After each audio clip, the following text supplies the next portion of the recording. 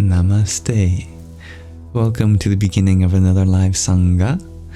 I'd like to begin with the Gayatri Mantra. Om Bhuvasvaha Tatsaviturvarenyam Bhargo Devasya Dhimahi Dhiyo Yodnah Prachodayat.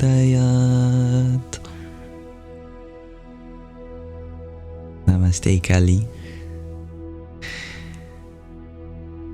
Today is an extra special Sangha, as on Sundays, although it might be another day for you since I'm starting quite late for me, I like to make it extra comfy, extra relaxing, affirming, validating. I call it ASMR Sunday. In terms of content, we discuss pretty much everything the same, but in terms of delivery, I try not to phrase things in any provocative way. Not trying to give you thoughts to keep you up at night, but if anything, to help you fall asleep. Greetings, dear Everybody Loves Raven. Nice to have you here. You are amongst the first. And while we are awaiting lovely guests such as yourself to come in, allow me to set the intention for this space as being a welcoming environment, open to everyone, regardless of background, identity, orientation, etc. May we come together as fellow students of life to uplift each other, relate in one another's experiences, and share positive sentiments. Hello, JR. Happy to hear that you still like beans. Hello, Taro. Hello, dear Chloe Evans, too. Welcome. As I continue to greet guests who will surely follow through, I am going to reveal the question of the day today. You can think about it, take as much time as you want. Today I'm wondering a funny question. Is there something that you find to be oddly relaxing? And if so, what is it? I know for some people there's just the most strangest triggers. You know, for me, sometimes, assuming I'm not trying to record a video, I find lawnmowers to be very relaxing. Just the what do you call it? The drone of it, like a mantra. Om. Thank you, dear John Simon, for blessing us with a heart me. Hari Om Tat Sat. Hello, dear user 821. Magdalene, your answer is your mother's snoring. That's very sweet. I love that. And hello. Thank you for your good night wishes, Chloe. Taro, you shared doing weird sounds is nice. I feel you there. Yeah, I certainly do that when I'm alone. Or even sometimes when I'm around people that I feel comfortable being vulnerable with. Just playing around with a human soundscape's pretty interesting. Just thought you'd stop in before you went to bed, Chloe. Well, thank you for saying hi. May you fall asleep in peace and may you wake up in peace. Psych Dharma, you share background noise on an airplane. That's great. I know a lot of people are anxious on flights. Anything to become relaxed while you're how many feet in the air is good. A good evening, dear G to infinity. Everybody Loves Raven, you share meditating on a word or a phrase. Suppose that's why mantra works so effectively. And Socially Scared, hello. You're wondering if I have any tips to shake off the Sunday scaries, which you define as bad anxiety for the week ahead. I I don't think I've ever heard the term Sunday scaries, but as you've stated, and as it's self-explanatory in other ways, that makes sense to me. You know, it's an arbitrary division of time, really. Whether we started the work week on Sunday or Monday or Tuesday or Wednesday, Thursday, Friday, Saturday, then it would just become, you know, the Monday scaries or the Tuesday scaries, etc. And it just so happens that we have 7 days in a week. If we divided time into different numbers, then we would have anxiety for a different amount of days ahead. I think it's similar to people who are anxious on New Year's Eve, worried about what the next year might come. What one should shake off is not the anxiety itself per se, but defining yourself in terms of time. All you ever have to get through is this moment. That's all. I personally often forget what day it is. But I'm sure that'd be different if I had a Monday to Friday job. Instead, I have a Sunday to Sunday job, being with you all, but it doesn't feel like a job because I'd be happy to do it for free, as I do anyways. Now, hello, Tu, if I pronounce your name right. Hello, dear auntie. You share relaxing meditation. And thank you for your lots of love, dear John Simon. And Dagger, thank you for the rose you sent too. Radhe, Radhe. User 821, you share. Repeating thrice with resonance. Om Namo Bhagavate Vasudevaya. I like that a lot. Number 19, you're wondering what frequency this background sound is on. Let's see if I know. Don't think I can know. Actually, there might be a way of knowing. I know that this music is for the solar plexus chakra. And some people have associated different frequencies with the chakras. So perhaps you can do some research for me. Find out what frequency is related to the solar plexus. And if the artist was aware of that, that might be your answer. Otherwise, we'll have to run it through a frequency analyzer. Thank you, Zadina Naturen. I don't know if I'm pronouncing your name right at all. You'll have to tell me. Thank you for the love view that you shared too. Jaya Sitaram. Now you share that scrubbing the dishes when you clean. The scrub when you clean you did. I'm messing up your comment, I'm sorry. The scrub when you clean the dishes. Specifically the scrub part. I like that. That is very satisfying. I concur. Ragnhildar, you share vacuuming noise. Oh, I'm glad. I know many people are anxious with that sound too. And Taro, you share that for you, when your nose is cold because that winter is relaxing. That's very sweet. It reminds you of maybe going inside and getting warm, cuddling up next to a fire. G to infinity. You share watching kittens on TikTok and Instagram Reels. Yeah, you know, it's very hard to not be relaxed when you just see such a vibrant being like a kitten.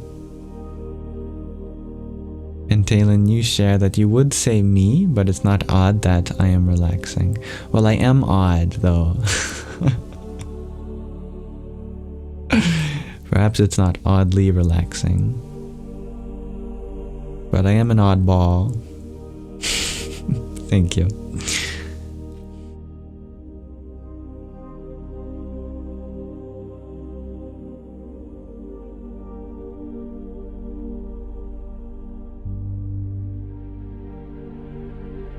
socially scared, you note that Yam takes no rest in giving you all the gift of peace, knowledge, and empathy. All the best always. Now, peace, knowledge, I don't know if this is a gift I can give. It can only be discovered within you. But empathy, now that is certainly a gift that I wish to always be mindful of. The more I can be empathetic, the more I understand how we are all in this together. But thank you. Dreamweaver, you share that really dry historical documentaries are so relaxing to you. I know what you mean. I like to watch things that are perhaps objectively interesting, but subjectively not as interesting to me to keep my mind awake. For example, I like watching people be really good at something they love doing, even if it's something that I've never done in my life and don't plan on it. Like, for example, people who are really good at racing games, video games. I've never played a racing game. I don't plan on playing a racing game anytime soon. But I just love watching them. Interesting enough to keep my attention here. Not interesting enough to get my mind moving. Oh, you should have done this or that, or done that move instead. Justin, you share the $1 Indian head massage videos. Yeah, I know exactly what you're talking about. Quantum Daddy, you share driving a tractor, cutting grass. I like that. That does sound relaxing. Thank you, dear Sadik, for the W you sent to. Om Dum Durgai Namaha. And Kai, thank you for the hand hearts. There's some for you as well. There's a hair on it. That's not included. You have to pay extra for the hair. Just kidding. Hari Om Tat Sat. Expert, you had asked, do I believe in extraterrestrial life? I don't know. All I know is that I am a part of terrestrial life, and so that is where my love, my attention, my care must go, first and foremost. But if I ever meet an alien, I'll extend my love to them also, as we share the same universe. Marcy, you share how it's made videos like soaps and candy. I like those too. Yes. I'm not odd, Talon. Period. No? You don't believe me? I feel pretty odd. In a good way. Play Skyrim, shares looks. I like that. Skyrim is a relaxing game. Well, unless you're in the middle of a big dragon fight, perhaps. Talon, you would love to watch me play GTA. You know, I'm not sure if that's a very relaxing game. Generally. Although I must admit, there is a video game player that I love to watch before falling asleep, and his big thing is GTA.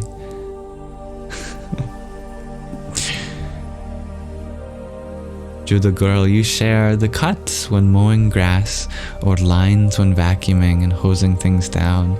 I love that, the patterns of the flow, movements that's been there. That's very satisfying. And hello, Scully. And my voice shares Judah Girl. Thank you. I'm glad it's not annoying. Le Toaster Noir. You ask, what are my pronouns? It's very respectful of you. Whatever makes sense to you. Whatever you see in me. Whatever you're most comfortable with. I was born with a male body. That's pretty easy. You can use those if you like. but I won't be offended if you use any other ones. You're an alien, shares Isabella. Oh, wow. I have to extend my love to you too then.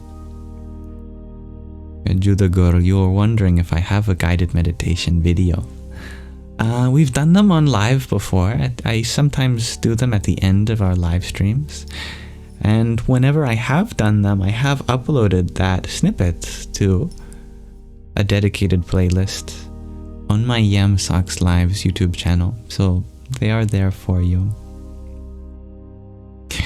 And I agree, Scully, that probabilistically, it would be very, very, very strange for our planet to be one of the only ones with life, or the only one, when there are an incomprehensible amount of planets that exist.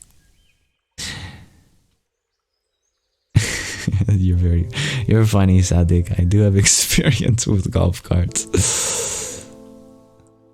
Good memory. And Zadina Turin, you share playing Minecraft, just mining and building different structures. That is a go-to for me too. Or just swimming. Sound underwater. I like that. Yeah. Relic, you share ASMR petting always gives you the tingles, and you don't really know why. Well, the good news is you don't have to in order to benefit from it. You can relate with that, Austin. Thank you for finding a majestic aspect in me, dear horror. I think it's something a part of every life. It just gets expressed in different ways.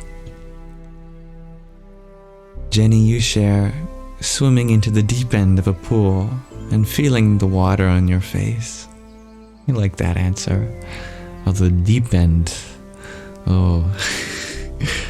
I learned how to swim by my swimming instructor just hucking me in the deep end and trusting that I'll be able to tread water so I don't drown and make my way back up to the edge. Yeah, needless to say, he no longer teaches that way. But it was effective for me. Rianan, you share laying in the sun relaxes you, and when someone brushes or plays with your hair. I love that. Drew, you share that I am glowing tonight. Oh, thank you. It must be because I am reflecting all the light that is from you. Balshaws, I'm glad you like my yam sock.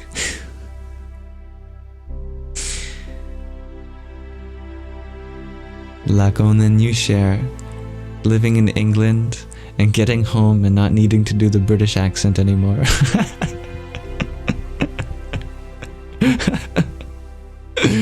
That's right, it's just a farce. Thank you for your humor.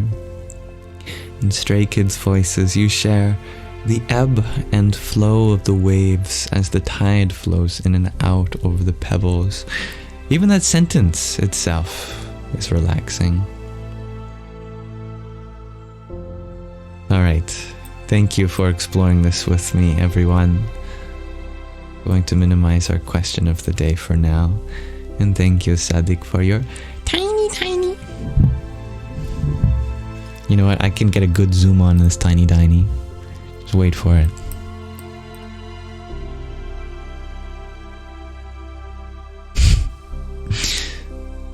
Yippee!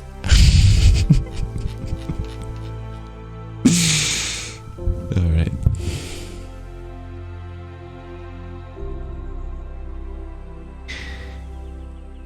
Now I would like to transition from my introductory question of the day to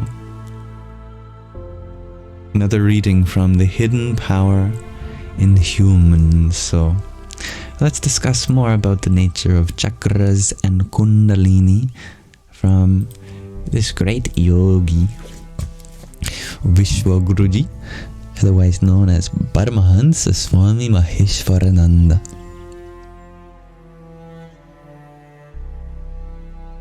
We're about halfway through our book now, and we're continuing our inquiry into the Anahata Chakra, the cardiac plexus, the heart center, and all of the energy and emotions and feelings relating to this symbolic part of the body.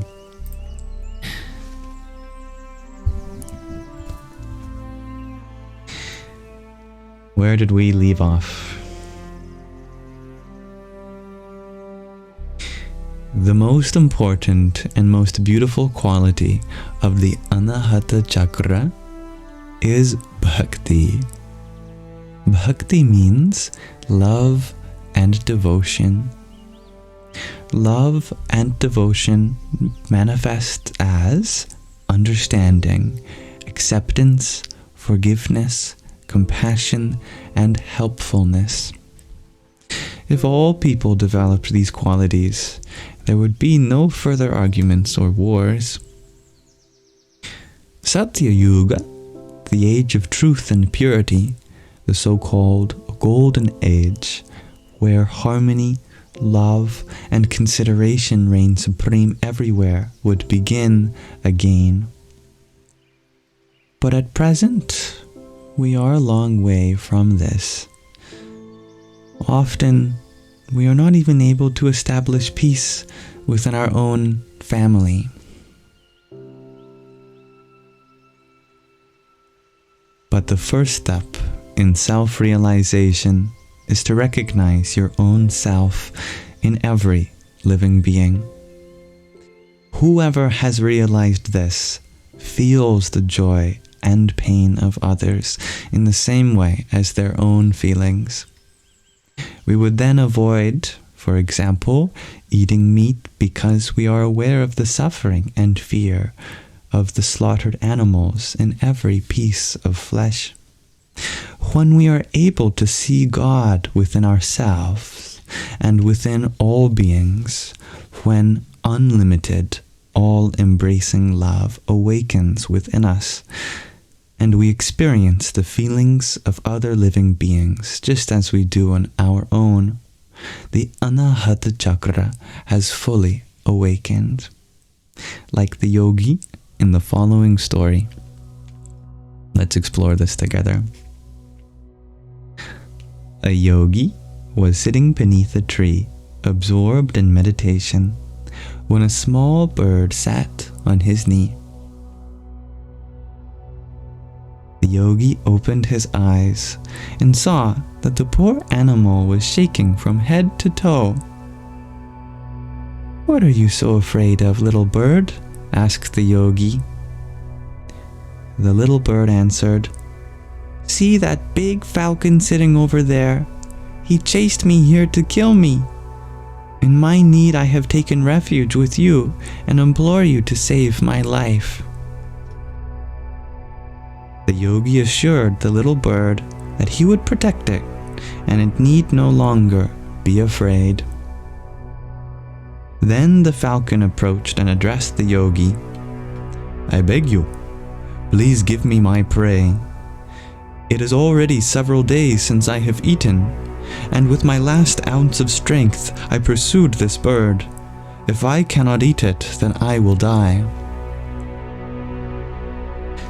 The yogi saw in front of him two desperate living beings that had turned to him as their last hope.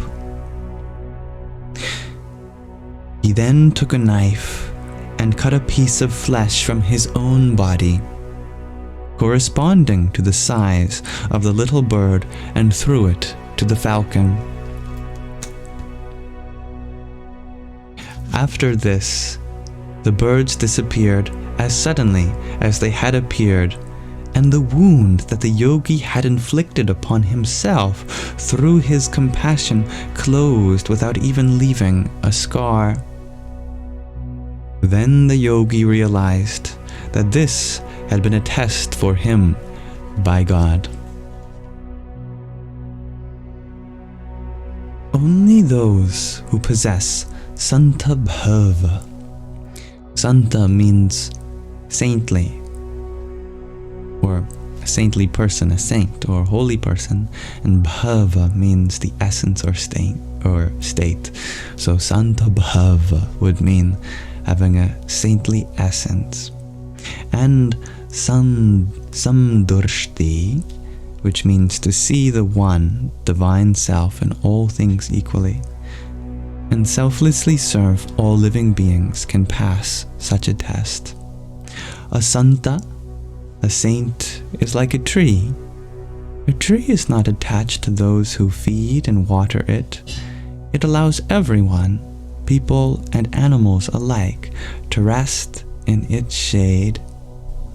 It does not think badly of those who eat its fruit, nor bear ill will towards those who throw stones at it. Quite the opposite. It gives sweet fruit in return, and even gives wood to those who fell it.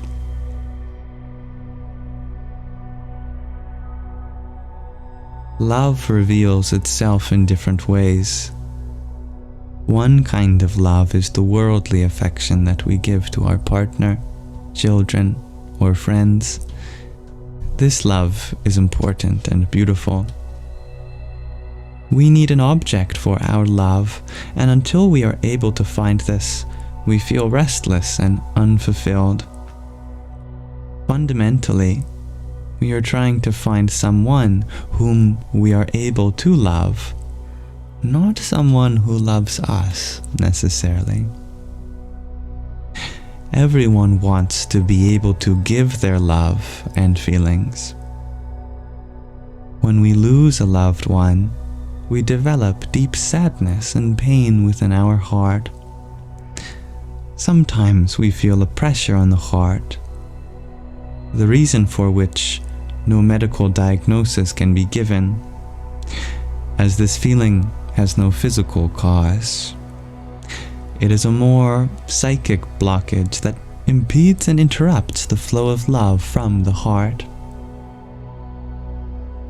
The second kind of love is that of the bhakta, the seeker of the divine.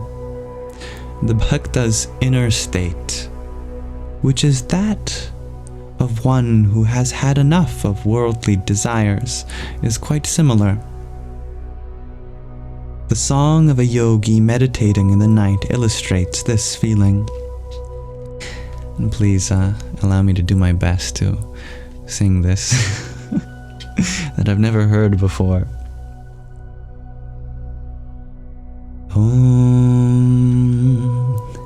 The world is sleeping, but I am awake.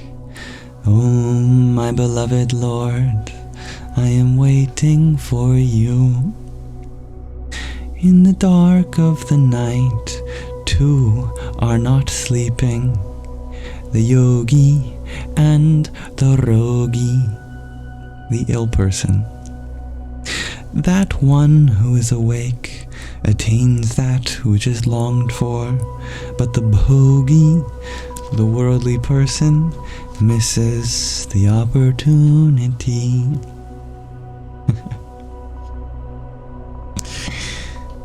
So we've got a yogi, a rogi, and a bhogi. There are two types of people who are unable to sleep. The yogi is kept awake by the yearning for the divine, and the ill person, the rogi, by pain. Only the bhogi, the worldly person, sleeps deeply and soundly in their own ignorance. That one who is fully awake finally obtains that for which they are longing. The ill person finds release from pain, and the seeker finds God. Paramahansa Yogananda expressed his extreme yearning for God in his beautiful song. Om, door of my heart, open wide I keep for thee. Will thou come, just for once come to me? Will my days fly away without seeing thee, my Lord? Night and day, night and day, I look for thee, night and day.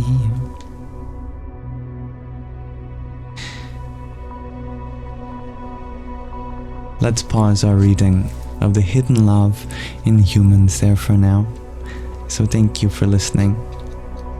We'll continue to explore the nature of the heart in our next reading, and allow me to return my attention back to my dear live viewers.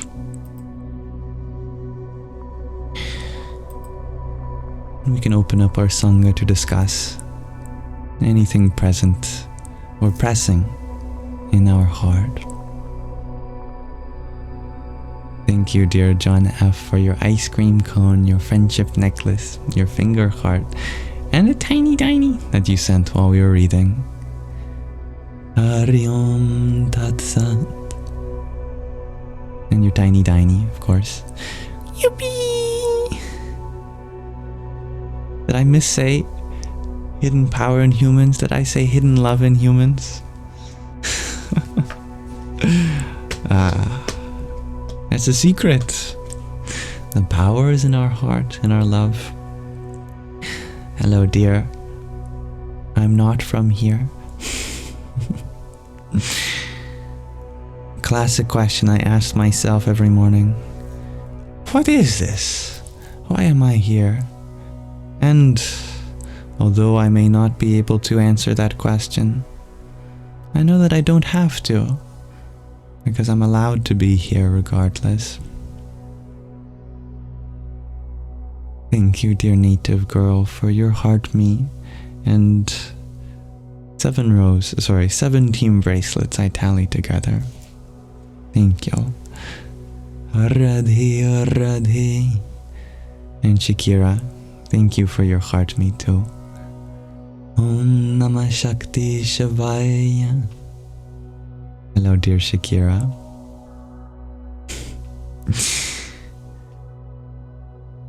Lauren, you are wondering why I look completely different today. I don't know. The only thing changed is that I'm wearing a toque. What if I take it off? Now am I the same?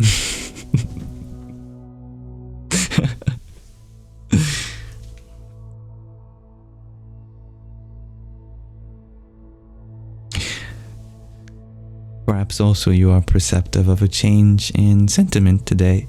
On Sundays, I like to make things extra cozy. I like to provide affirmation and validation to all those who need some relaxation.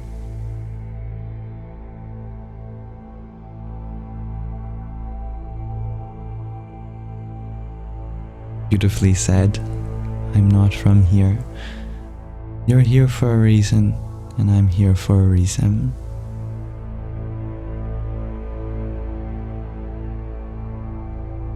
Much love to you, Judah girl. Magdalene, you are wondering if, given the order of the chakras we've been reading, the Vishuddha is next, correct? That is correct. The throat chakra. Oh, I just read your original message, Lauren, that this is not the original yam. Well, I'm not sure about that. As I'm definitely the same yam. But every day I learn something new. Every day I experience a new day. And I learn to be mindful of another aspect of this existence that we share together. But I'm sorry if a version of me that you were more familiar with was comforting and some perceived change is uncomfortable. I only wish that this is a comforting environment, open to everyone. Although perhaps maybe something more subtle like my aura has changed. Who knows?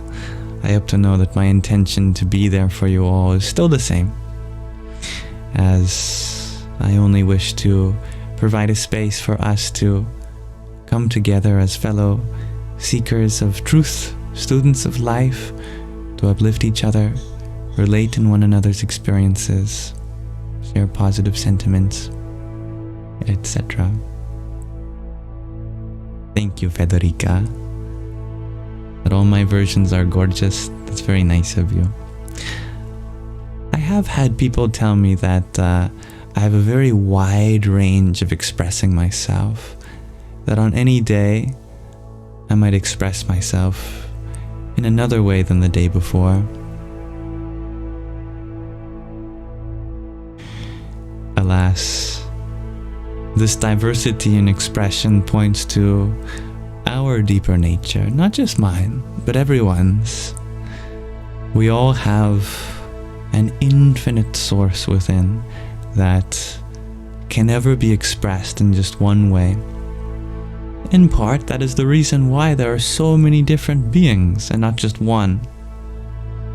Of course, there is one being that pervades us all, but we all get individual experiences of that being. And not just through space, through the diversity of different people, but through time, in the diversity of our own experience too. Now, I'm not from here. You would like for me to give you a reason why you are here as I summoned you? Well, I don't know if I consciously summoned you. If you got a notification from TikTok, I hear that it can be a little misleading. Sometimes they say that the user has invited you, which puts me in a funny position because I don't wish to create any parasocial relationships where I manually selected which people on TikTok to come. TikTok sends that out by some mysterious algorithm and makes it seem like I chose those people. So if that's what you're referring to,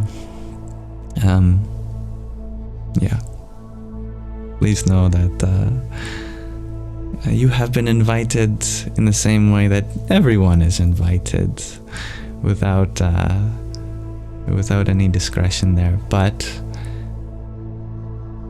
it is up to you to find a reason for being here. Nothing separate from you can tell you why you're here. Our circumstances might give us the context, but how we wish to paint this canvas of life, as the artist, you get to decide that. And if you find value in going to another place at this time, please be empowered to do so as well. No one is expected to be here by any means.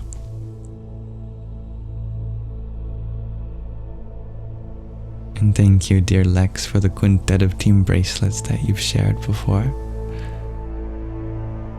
Hare Krishna. And dear Talon, thank you for your rose as well. Om Dum Durgai Namaha. Bobby Sue, you wish TikTok would notify you of my lives, as you seem to get notifications of other random things only. It's a bit of a mystery how social media chooses to distribute their content today. Nonetheless, I try to post on my stories so far on TikTok and Instagram before I go live, if you ever wanted to check that. You're the machine.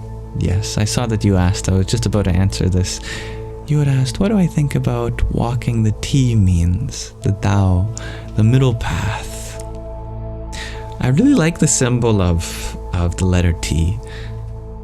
I once did a meditation just on that symbol itself. That a T has a few different things going on for it. Namely, it's symmetric, that if you were to mirror it horizontally, that it would look the same. It has two offshoots to the left and to the right, and another offshoot coming down from the center. To me, this very simply means a balance. That two things are coming together to make a third path. The Buddha described it as the middle way between austerity and indulgence. The Buddha was meditating, going through severe penances. At that time, it was believed that through ritual, where one undergoes extreme self-given pain, that enlightenment would spontaneously come. But this never happened to the Buddha. In fact, a realization dawned on him that in the same way that a string that is too tight on a stringed instrument, like a guitar, would snap under that tension, no music could be played. Likewise, a string that's too loose, no music could be played either.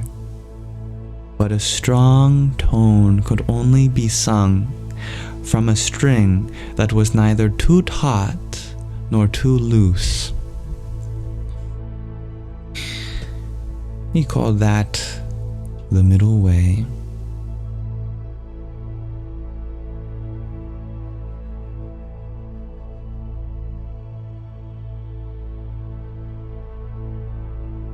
The Tao refers to the one,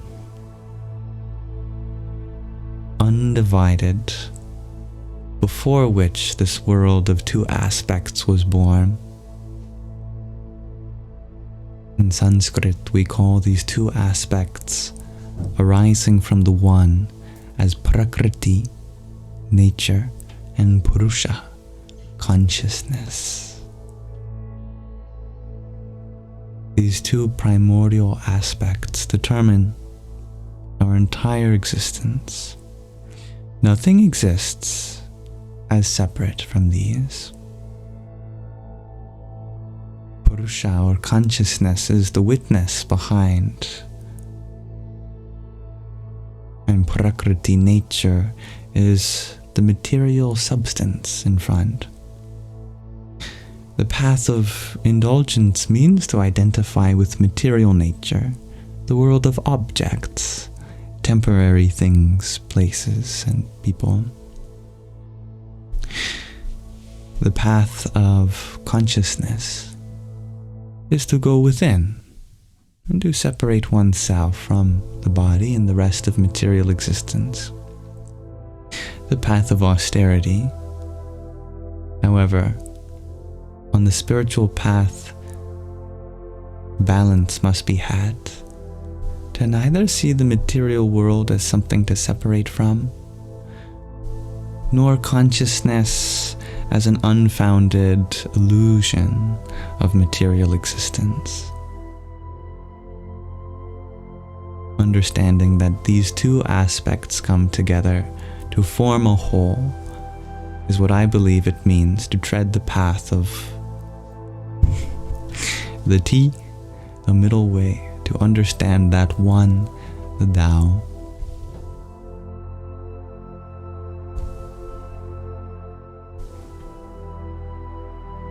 Thank you, dear Bobby So, for your heart me, team bracelet, and cheer you up that you shared too.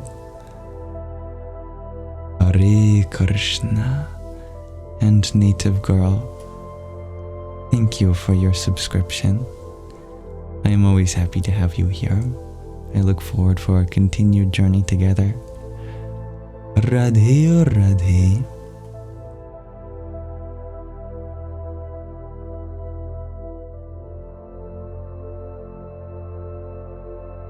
I think since you are new here,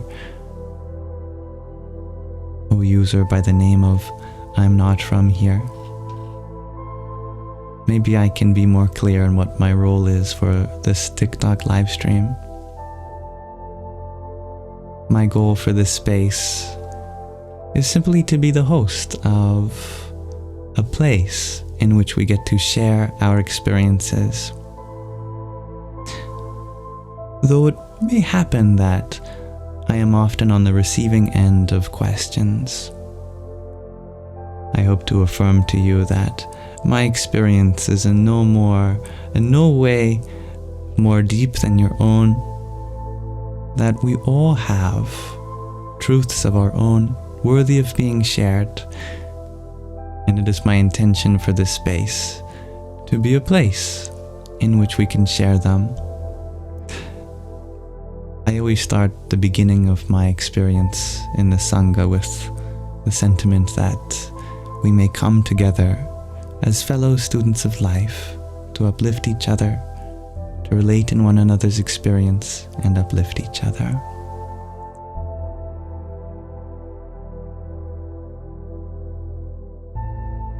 And I love the sentiment that you share, that as we are humans, we are all equal.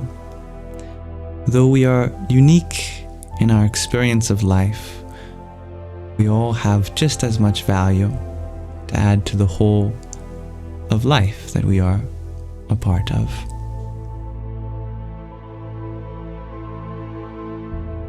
And hello, dear Linda Lu. And thank you, Spookbat, for your rose. Radhe Radhe. And if there's any way in which I can be more inclusive, more transparent, please let me know. And Jifa G, thank you for your pair of GGs too. Hare Krishna. And dear Peter, thank you for your rose too. Om Dum Durgaye Namaha. And Scores, thank you for your pair of roses also. Radhe Radhe. And dear Ali, thank you for your friendship necklace.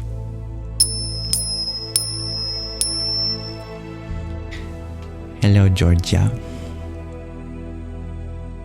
I'm happy that you acknowledge my gentleness, dear Gary. I think it's an important part of this space. You're very welcome, dear Linda Lu. Adrian, you had also wondered in the same vein what this live is about.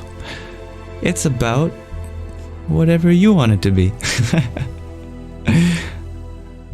I hope to be receptive of any inquiries you may have, and I only wish to extend any insight I've had from my own experience that we can relate in together. But generally, as a non-denominational spiritual space, everyone is welcome. And so, with that, we all can explore ways of personal growth, of becoming more peaceful, more patient, more joyful. I don't claim to know any answer myself, but I think if we put our minds and hearts together, we've got a good shot at exploring it.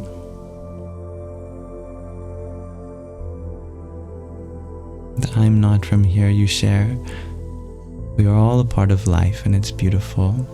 I agree, but you sense something dark. Well, if there's any darkness here, I would be grateful for you to point it out so we can shed some light on it. I am an open book. You can ask me to affirm you for any fears or worries that I can clarify. If you are sensing my very slow speaking today, which is different from perhaps a little quicker speaking and a little louder range of voice on other days, it's because I dedicate Sundays for total relaxation. I call them ASMR Sundays, because at the end of the week, I think rest is so important. I think rest is always important, but especially it's good to make a day symbolic of rest for the week ahead. And I like what the machine said too. Fear not, for without darkness, there is no light. The darkness is not merely an opposing force to light, but the very space through which light propagates. Dear Shakira, you are wondering how I would feel if someone saw me out in public and wanted to take a picture with me. I think that'd be lovely, yes, but at the same time, I often feel bad for celebrities who have a paparazzi around them, and I'd never want to be like that. Why?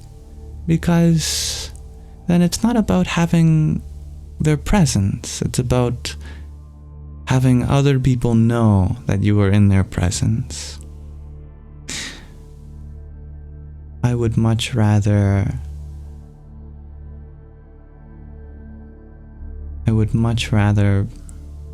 someone enjoy my company than record it to share with others. Because that tells me that it is not me that you actually appreciate. It's the image of me. It's the association with the image of me. And I think if I ever met a celebrity, I would just try to ask them how they were doing. You know, in the same way I talk to anyone, I wouldn't treat them any differently. So I would hope that if you wanted to take a picture with me, that's something you do for everyone. That you shouldn't treat me any different from anyone else in your life, because I'm just as equal. Everyone else is just as important.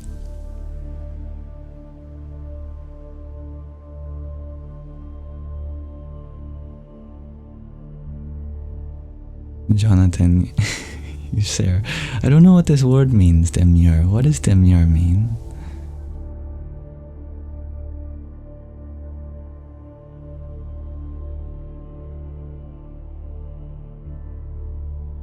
I'm not from here. You're wondering what my biggest hero I've had with mushrooms. I don't know if I understand the question. Maybe it can be rephrased in another way. You were wondering if I do physics raps or maybe math. I had done a few before in the past, yes. Now Lakon, and you were wondering how are the kitties? My kitties are well. Thank you for asking. I believe they're outside in the catio at the moment. Edarika, you were wondering, how many years have I been studying Sanskrit, etc.? In many ways, since time immemorial. Since Sanskrit is not just one language, but the underlying science of sound itself. So just being alive, being able to express oneself, we explore the phonic metaphors produced through vibration. But that's a very abstract answer. Practically, you could say just a couple of years, just a few years. I think I only even knew the word Sanskrit maybe 4 years ago.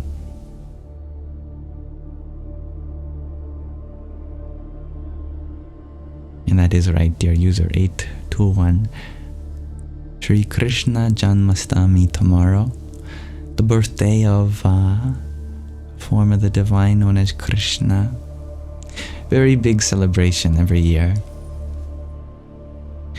And hello, Astral Obscura. You share that the algorithm keeps bringing you to me. Well, welcome back. Please, if you find this space valuable for you, you are allowed to be here. Otherwise, may you go forth in your scrolling journey.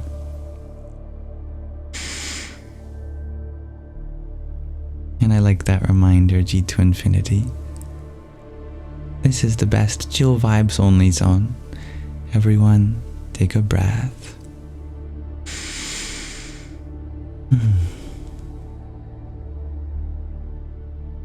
I'm not from here. You share that if I'm as positive, then I'm just as negative, and that I may be putting on a mask and you can see it. I'm not sure why there is an animosity between us. I would be happy to attend to all the things that you're commenting, as I have for your first few comments, but it seems as though we've got off on the wrong foot. I hope that we can find common ground. And in the same way, not the stand user, I see that you are defending me, and it's okay. You don't have to do that either. They are certainly allowed to express themselves, and I can take action if I need to be. Because I would prefer to make this space as inclusive as possible, I will ask kindly for some patience on your part in allowing me to express myself. But if I have made a bad impression, that I hope you can give me another chance. I would prefer this space to be non-assuming of others, and although I'm always happy to answer sincere questions about the authenticity of what's provided in this space, when that itself can be a way of taking some of the positivity of this experience away and not being a part of this conduction towards peace and relaxation that I especially provide on Sunday in this space, or attempt to at least, then I will mute you. But I'd be happy to answer any sincere question you have. So please forgive me for my cautiousness in navigating questions that might appear to be sincere on the surface, but hide a judgment that you may have made about me that I would kindly ask of you to let go of or reconsider. And I agree that questioning is not negative by itself, but there's always a way of phrasing a question that is not so antagonistic, a way that does not make assumptions about the subject at hand. And I would ask that if there are questions that are on your mind to ask, that we do so in a polite manner. So I thank you for understanding.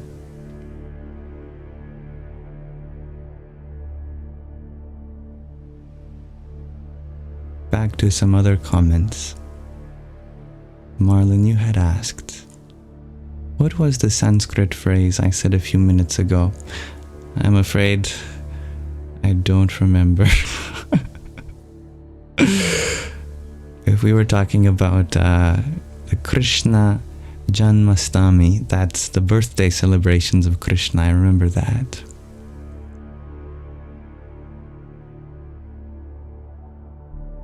And Shakira, you had provided me with some context that demure is like sultry and mysterious in your opinion, but it is a trend right now.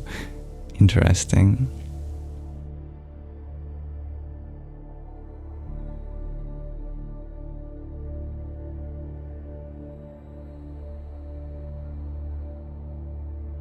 I'm not from here. You are wondering, what is a polite manner in my aspects? Well, a question like that, the way you've asked that question alone, I think that's polite, and it's a genuine interest in the conversation, that we may have concerns, but we may put some of them aside in the benefit of the doubt, perhaps rephrasing things in terms of the positive rather than the negative. That the question itself isn't assuming something of anyone's nature, but gives them an honest chance to provide an answer that will be heard, that can be understood.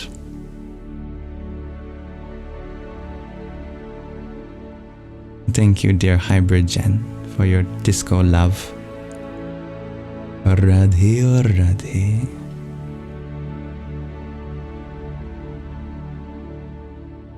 I guess, in other words, that sometimes what we're asking can be rephrased in a more direct way.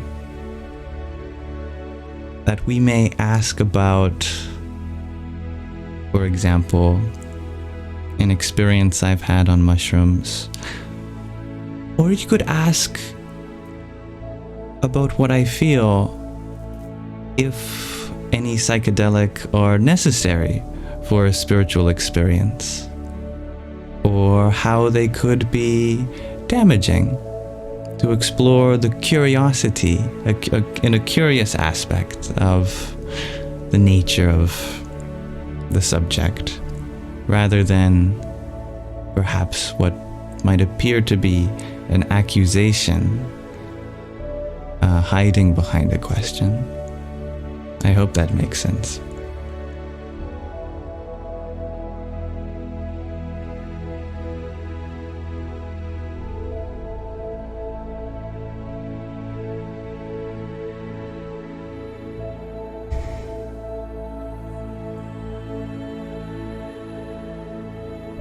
And I like the way you put that, not to stand user two. Basically, seeking growth is the best questions. I like that. And I love what you shared too, I'm not from here, that humans are so unique. That makes me happy to hear.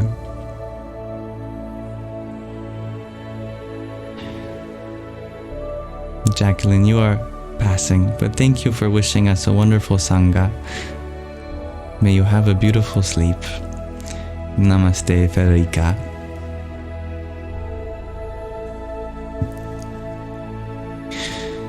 Marlon, you shared that it was something to do with Durga. Oh, yes, that is one of the mantras I like to do.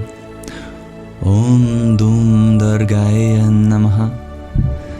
Here, I can put that in chat.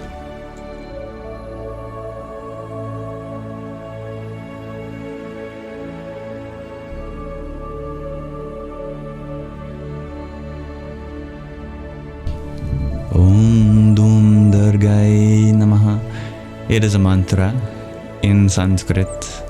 Om, of course, is Om. What can be said about Om, and what cannot be said about Om in Sanskrit? Om, of course, is Om.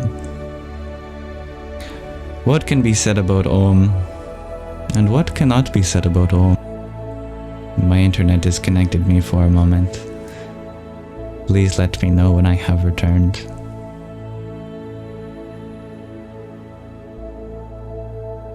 I'm back. Thank you, everyone. Yeah, Durga is the fierce form of the mother. She represents the divine principle of fiercity in the feminine, which can be an excellent quality to have, given some circumstances. It's not the only quality that a mother has, but it's definitely one in her arsenal, should she need to use it. And that ending of Durga, Durgaye, means to Durga. What are we giving to Durga? What is in her direction? Namah, which means salutations. So altogether, Om Dum Durgaye Namaha. That means something like the essence of the whole universe, the essence of the fierce mother.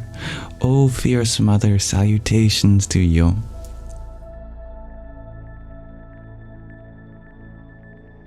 And thank you, dear Richie, for the confetti you shared too.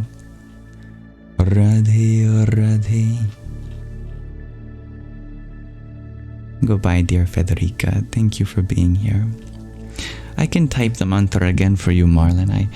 I did type it before, but maybe because it glitched that it didn't come through.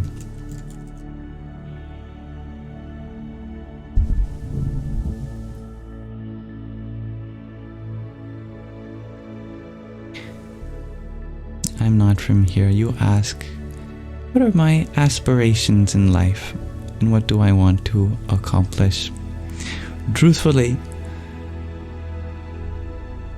in my spiritual practice, I've been trying to find a lot of aspiration in what I can accomplish in this moment. So my thoughts are often not so intensely originated in the future. For example, I don't have any plans as of right now for maybe a career or a degree or an occupation or a family. Instead, I try to find satisfaction in this moment, as within this moment, there is everything that can exist for me, in the sense that I can dream about the future, about a happiness that could be available for me later. But as long as I'm depending on something that could happen, how can I find happiness here, now? So through the actions that are available in this moment, and currently for me, that means being attentive to you, listening, understanding, relating in my experience, that is the most inspiring. I feel the most accomplished when I'm able to find common ground and uplift what exists within you. It didn't appear for you typing Om Dum Durgai Namaha. That's okay, we can get clever. I will put it on screen. I'll just change the question of the day. Well, you know what? I did want to keep the question of the day for later, so let me copy it to my clipboard before I forget.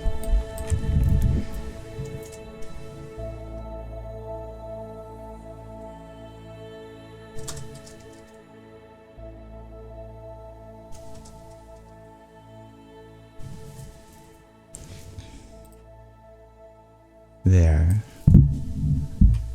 I think that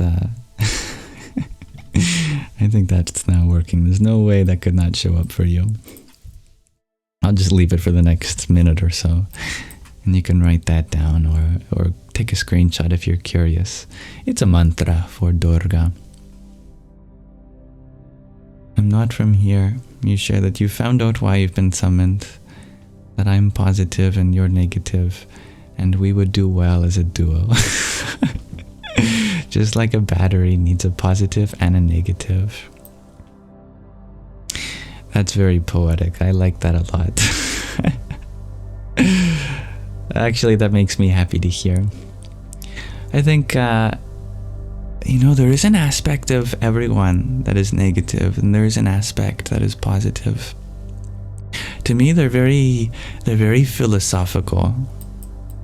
To me, negativity means a space in which something can find manifestation. In a similar way to silence and music, they complement each other. That through silence, music is sung or played. And on an empty canvas, a painting is inspired. What we deem as negative means that there's place for something positive to be there, for a presence to occupy that absence.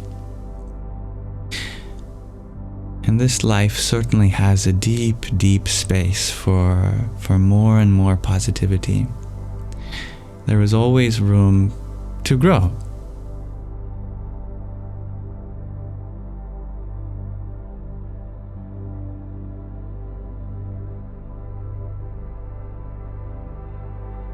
I'm happy we have found common ground.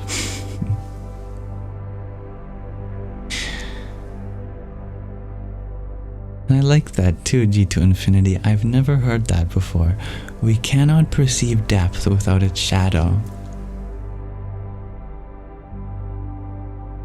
That's beautiful. I love that a lot.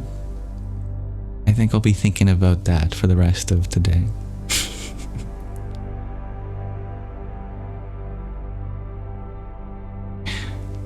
Now thank you Dork Dumbledore for the cloud bread that you sent a few minutes ago. Arion Tatsat. And New Reality, thank you for your rose and rosa too.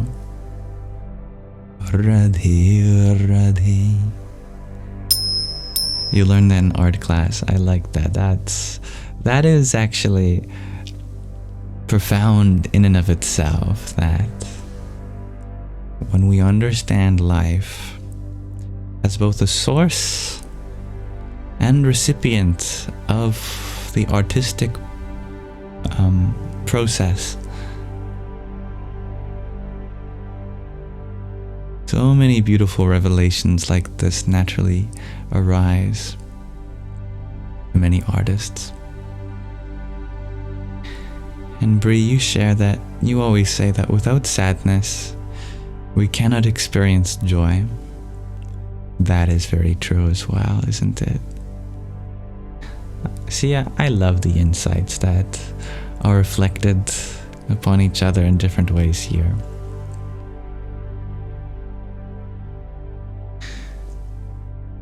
I think it's time to read from another section of the pocket Pema Chodhran. Haven't read her in a while. And to tell you the truth, it's because I lost my list. And my list includes all the passages we have yet to read yet. We'll play a game out of this. Someone give me a number from 1 to 108. And the first one that we haven't read yet, we'll read that. And that'll be especially for you, as the universe has made it so. Okay, I'm looking at them. We've done most of them, so it may take a while till we mention one that has yet to be read.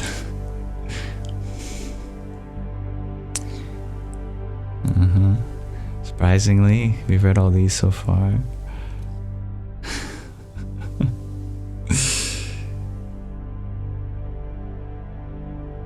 Wow, we really read almost all of them. Shakira, you named one we haven't read yet. Number 107. So we'll read that one.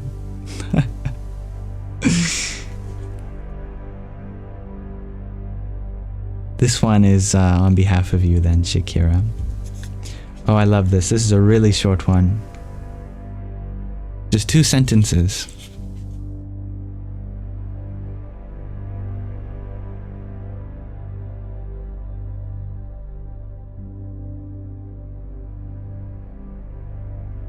This passage, number 107, is titled, Always Maintain a Joyful Mind.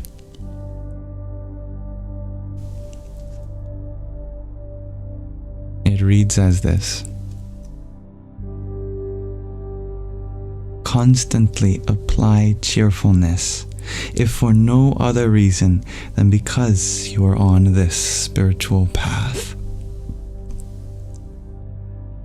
Have a sense of gratitude to everything, even difficult emotions, because of their potential to wake you up.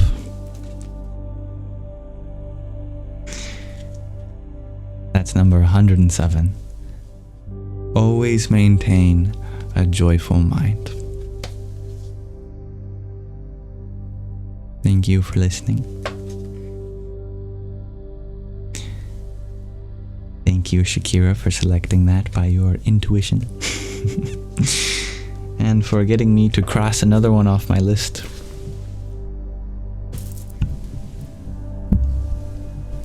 I'll have to remember to cross it off. No writing utensil nearby. Namaste, feline. Welcome. Tatvamasi, thank you for your quintet of roses too. Jaya Nisargadatta Maharaja.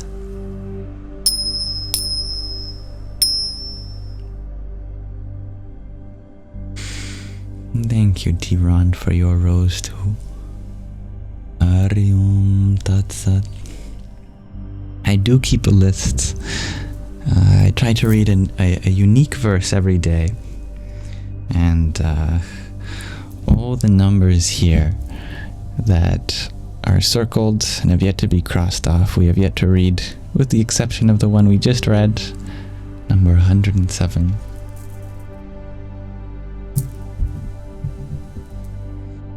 I'm glad you like my shirt, dear Brie. It was a gift from my mother a few Christmases ago. It says, I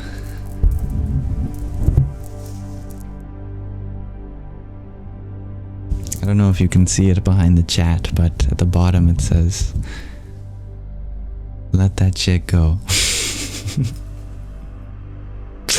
The essence of many Buddhist teachings.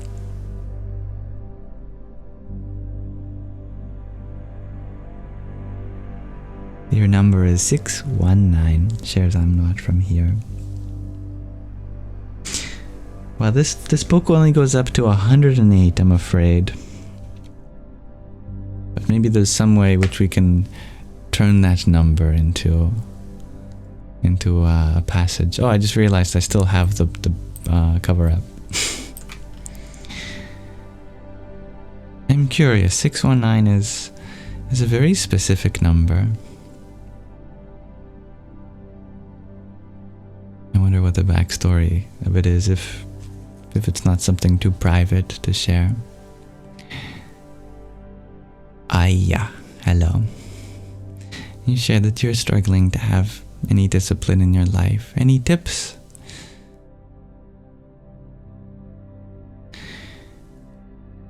So many people like to bring out the quality of discipline through motivation, through empowering you, by getting you up, maybe listing all the things that might happen if you don't do it. But that's not my approach. Maybe this will resonate with you. That for me, the problem of discipline was never motivation. It was never shame. It was never empowerment. I had enough of that. For me, it was acceptance and self-forgiveness that actually allowed me to be more disciplined. Because the thing about discipline is that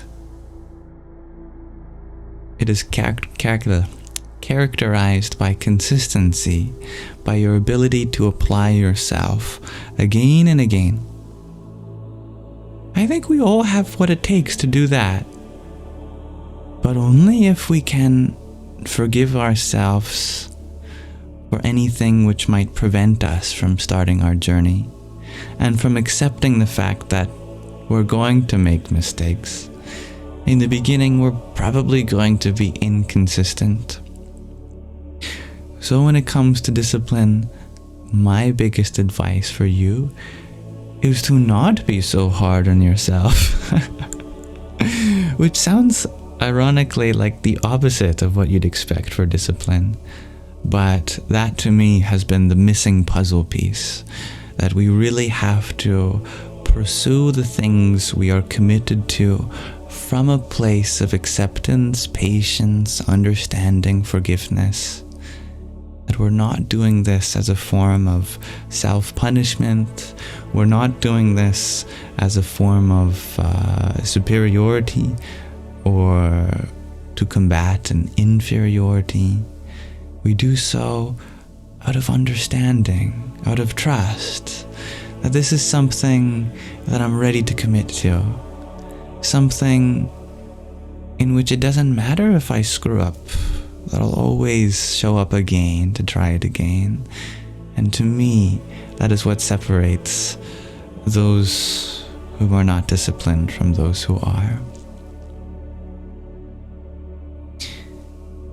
And I love the way you put that, Brie.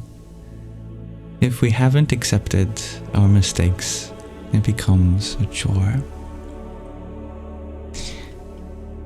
Well said.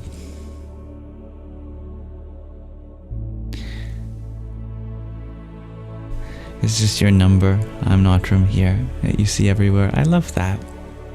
Some people are making guesses as to your area code. Sorry to bring up your location. I know that can be private, but you did share that you are from the Navajo Nation, which has a different area code. Very interesting. Are you a First Nation yourself, of indigenous ancestry? I have a lot of respect for the First Nations.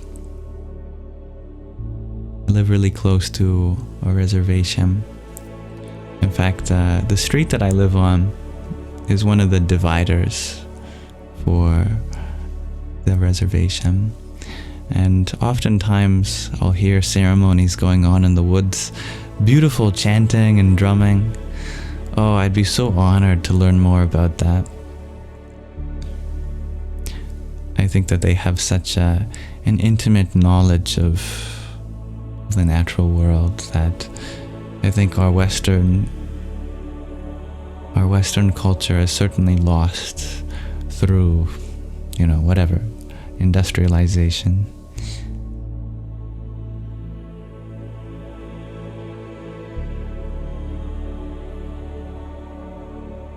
Tatvamasi, you share that 619 and hexadecimal is 26B. Just take the digits, so 26. That's a very interesting way of getting a number in between 1 and 108 out of 619. Why not? Let's read the 26th passage from the Pocket Bhima Chodhran. We've read this before, but just on behalf of the significance of 619.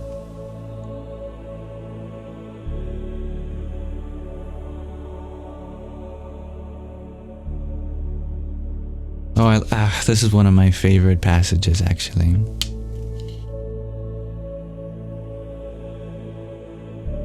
Discover the genuine heart of sadness.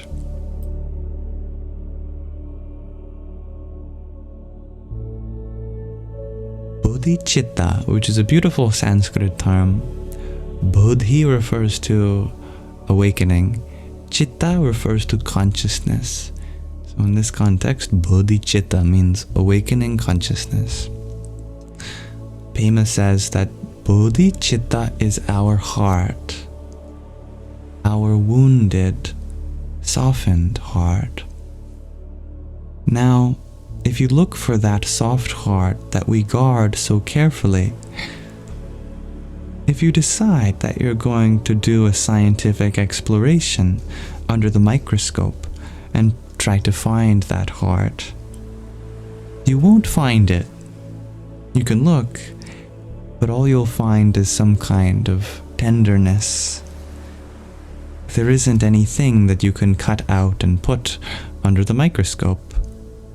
The more you look, the more you find just a feeling of tenderness, tinged with some kind of sadness. This sadness is not about somebody mistreating us. This is inherent sadness, unconditional sadness. It's just a part of our birthright, a family heirloom. It's been called the genuine heart of sadness.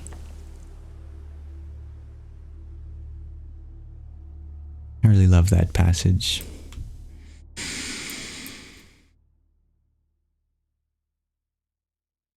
One thing I think really beautiful about Buddhism, from which Pema takes her inspiration from, or the context to which she frames her inspiration, is that dukkha, suffering, is described as a mark of existence, that you know you're alive, when there's something wrong.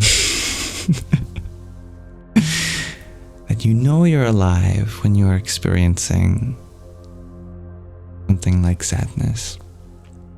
And to the Buddhist, sadness is no defect of life. It's a beautiful and genuine reminder of your empathy, your understanding, your ability to feel.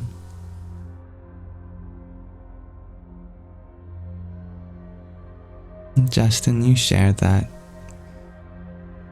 You've had that your whole life, a sadness that you can't get rid of, that comes from nowhere. Does sound like what Bhima is referring to. I think a lovely perspective to have concerning sadness, especially a sadness that won't appear to go away, is that just like clouds that may cover the sky, it may appear, if you've lost track of that blue sky for quite some time, that is one's natural state. That cloudiness, especially if you live in the UK, is just a way of existence. In fact, you might have not had a clear sky for so long that grey is just the color of the sky to you. And when there is an opening through the clouds and you see something blue, you think, well, that must be a blue cloud on the grey sky. That the negative space has swapped places for you. And now the sky is grey, and every now and then you see a blue cloud. Even though it's a perceptual trick, that the outline of this blue cloud is actually just a border of an opening in this grey cloud-covered sky. The very specific metaphor I'm trying to get at here is that it can feel like joy or happiness is just another cloud that passes by. But it's like the illusion of the blue cloud in a grey sky. That is actually an opening to what has existed all along. That the blue sky exists regardless of whether clouds cover it or not. In the same way that an inner joy exists regardless of if sadness covers it or not. So, the point that I'm trying to make is that joy is not merely the absence of sadness. That even in sadness, we can find an underlying joy that we might not see directly because of the way that light is diffracted by the clouds of sadness. But it must be there, behind it, always.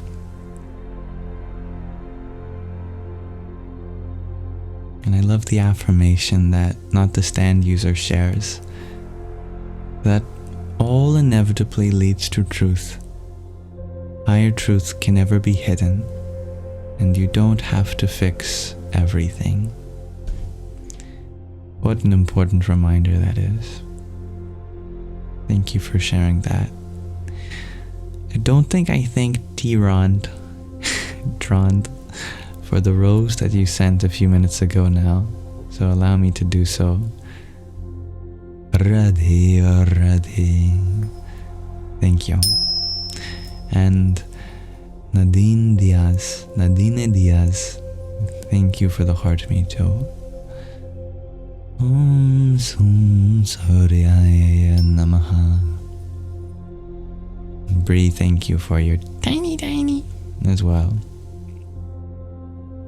Yippee! May you have a wonderful sleep, Bree. Thank you for finding all of those qualities in me. Let them be a reminder of what exists within you too. And Melinda, you share that you went to Mass today for the first time in a while, and you cried gently throughout.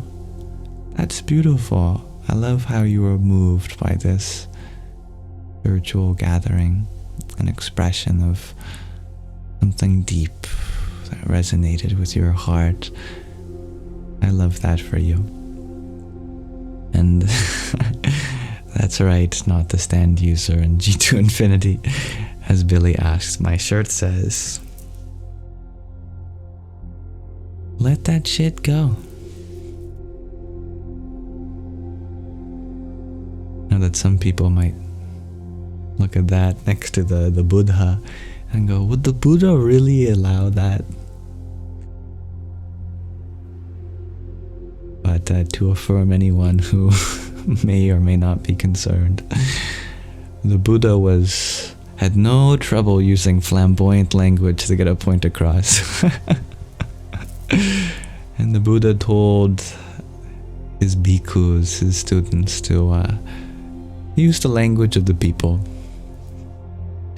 This is definitely the language of the people. I think you would find it funny too. The Buddha is behind some of the greatest jokes. And you'd never know.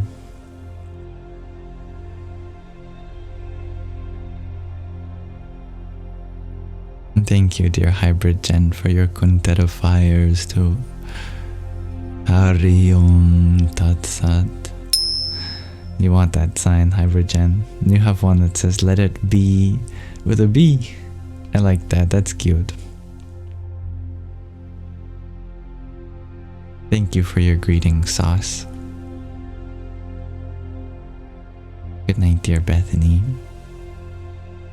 Thank you, Lando, for your tiny as well. Yahoo!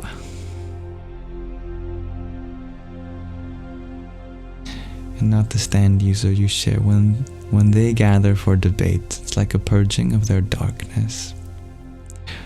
I remember a Buddhist monk once told Ram Dass, as Ram Dass was confiding in them after an anger outburst. And the Buddhist monk said, anger is just old karma running off. Just old karma running off. There is a purpose to debate. Healthy, structured, respectful debate, in the same way that you can take a philosophy class on argument. And you might expect, by the colloquial way we use the word argument, that it's a class where everyone's angry at each other. But in logic, argument, debate, it's a collective exploration of truths as dependent on our experience of them. There are ways of having a healthy argument, a disagreement. The word for that in Sanskrit is manana, and it's the second stage of Vedantic understanding of 3 stages.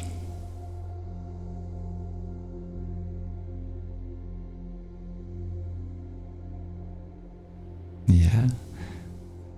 They allow time for others to vent as much as needed without trying to shut the other person up. That's a big difference between an unhealthy argument and a healthy one.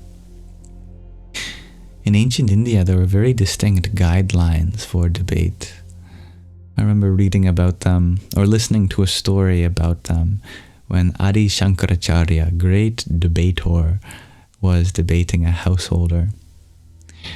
And it was very beautiful. There was, of course, an intermediary, which was kind of the host of the debate and allowed one person to speak and then the other person.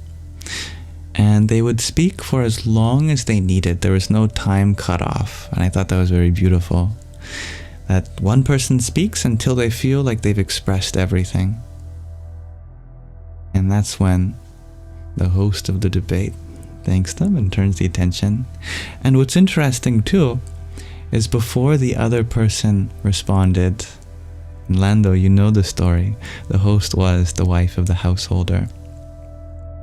And she invested feminine power of Devi in the garlands around their neck. I love that. I would like to talk about that in a moment. Before then, I wanted to point out that the other person would respond only after reciting the other person's argument. And I thought that was beautiful.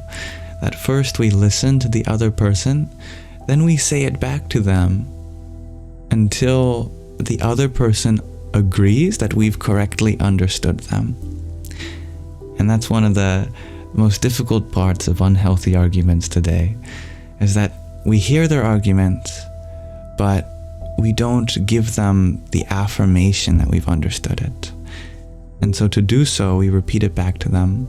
And if they tell us that we've got something wrong, then we go, oh, well, please allow me to continue to listen to you as you clarify it before I continue with my point then.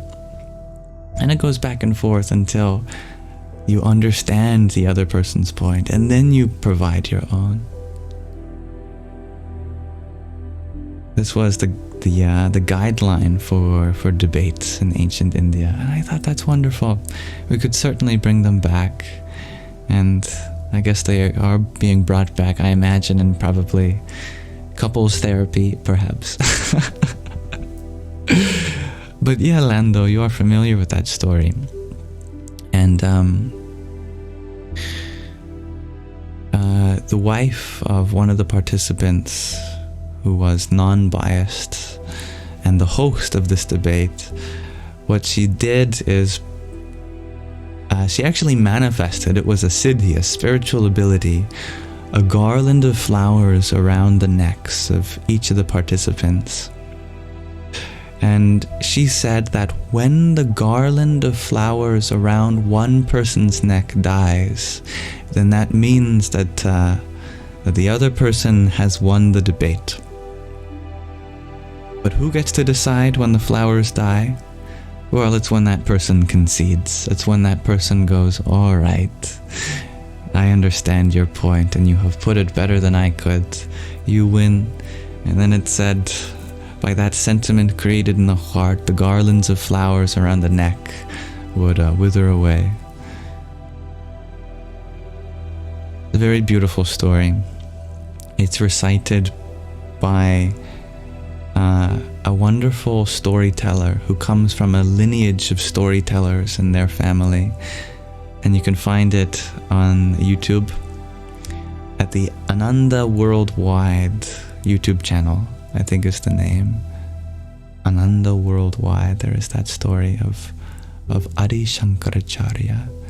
And the debate lasted many days between a sannyasi, a renunciant, and a grihasi, a householder, as two ways of life on the spiritual path.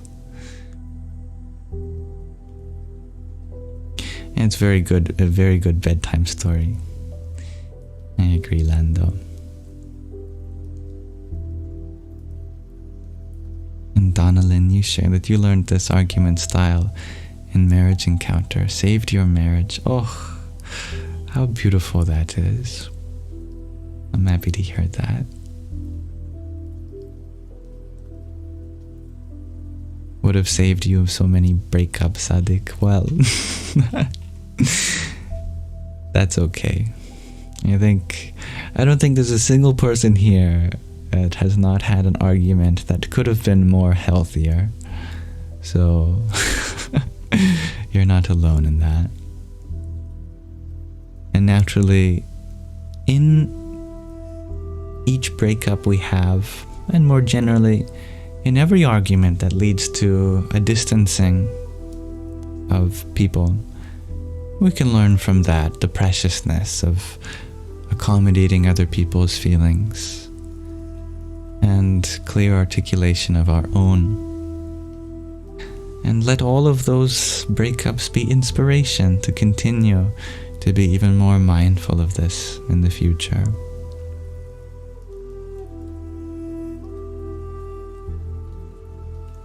And thank you, Jifa Ji, for your ice cream cone a few minutes ago. Hari Om Tat Sat. Yes, what is your question, dear feline? Thank you, Donalyn, for your rose as well. Namaste. Oh, and I love that addition, Donalyn, that it's a great way to go deep in your connection with another.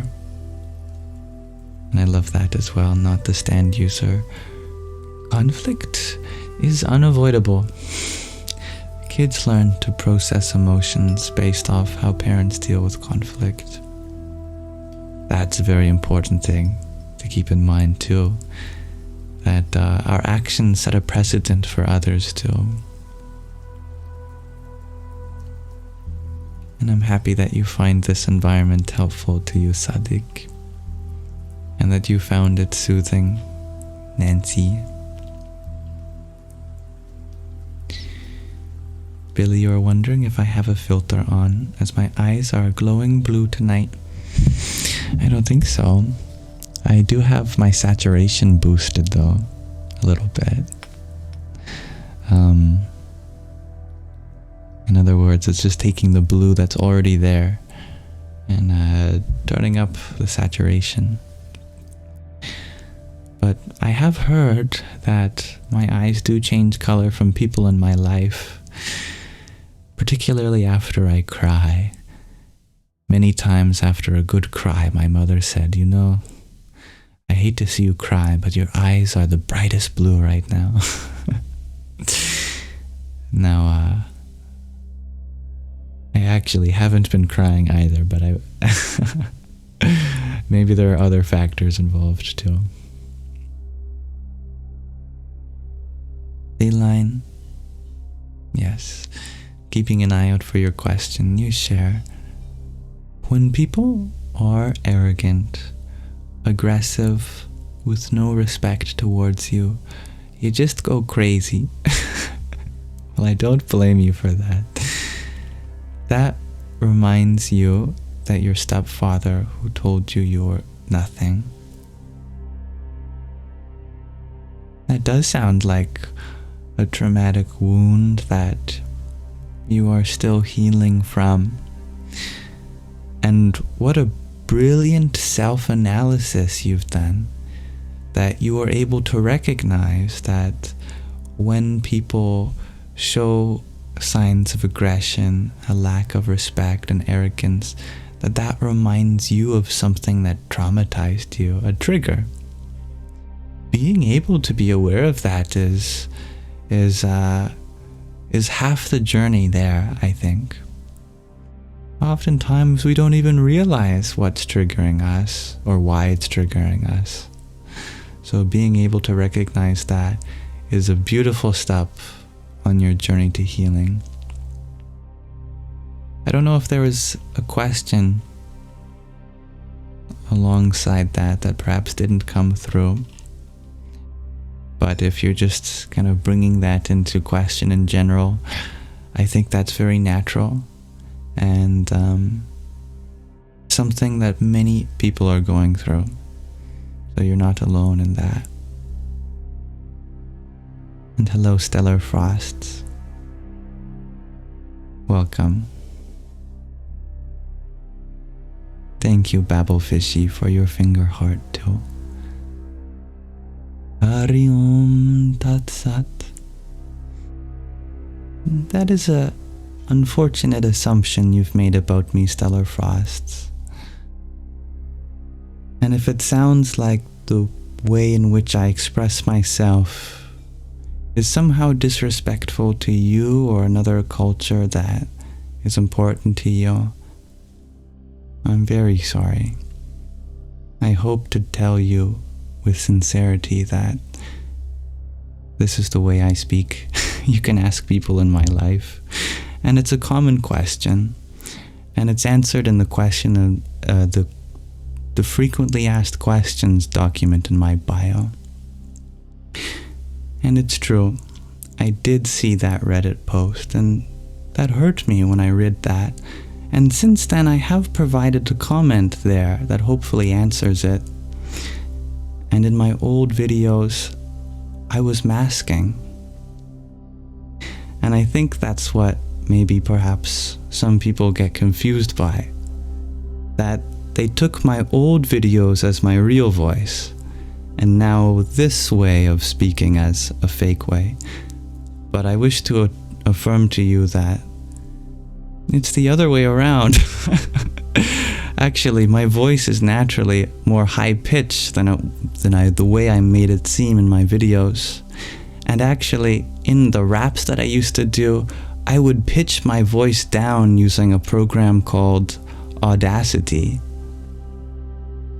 There would be many ways of making my voice seem more masculine, or ways which would make it, I guess, more provocative to catch people's interest. But the truth is, I'm a very androgynous person. I have long hair, I'm a mama's boy, and this way of speaking is definitely more natural to me. And it's been a healing journey of my own to not be so insecure of the way that I'm speaking. So, I do wish to affirm to you that, although I know I speak in a weird way, it's a journey that I've been on to allow people to hear me in the way that I feel most comfortable talking.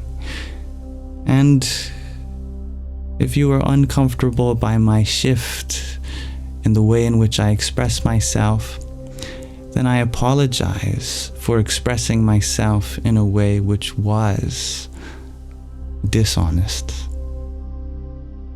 The truth is that I was suffering when I was making those videos on math and physics and religion and philosophy. I thought that giving people reasons to stay up at night would be creating some ripple effect in the consciousness to awaken people, and all sorts of nonsense that I was using to effectively justify all of the ways in which I was suppressing myself. Thank you for listening. I hope that makes sense to you.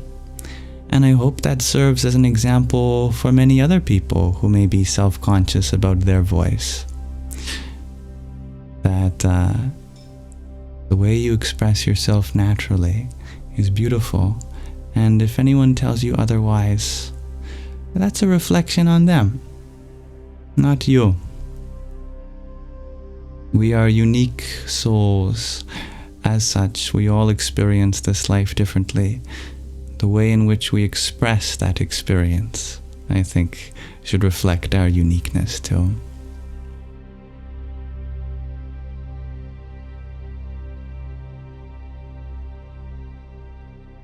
Thank you, dear Michelle, for the rose you sent too.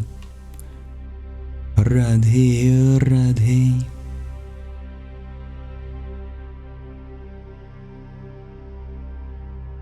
Thank you for many people's support. Thank you for, I don't know how to, in English, we don't have a collective you like other languages do. By you, I mean everyone here.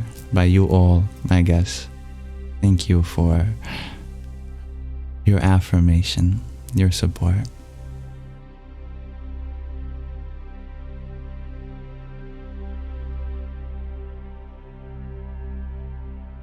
And Lando, you shared that people also target you for your very large pupils.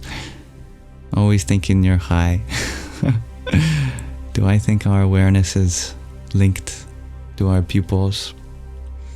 Well, don't you remember the TikTok trend that existed how many years ago now?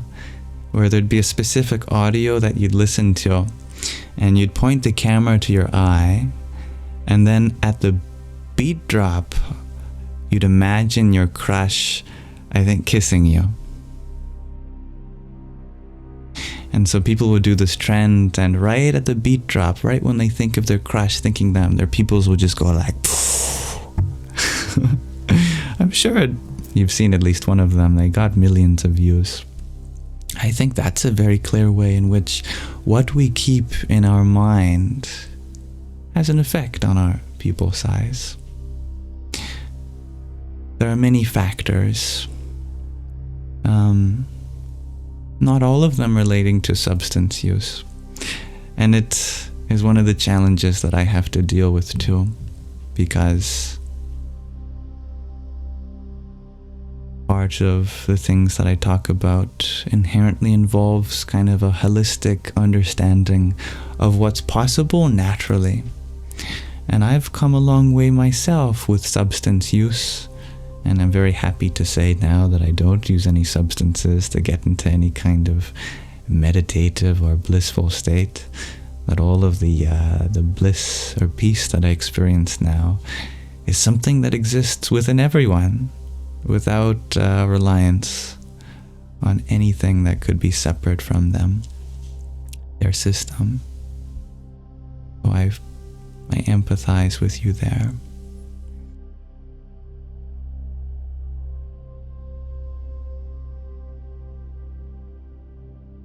Oh, that's true. Y'all. Y'all is the word for the plural second person, isn't it? It is helpful too. Yeah. I forgot about that. It's very helpful. I like that.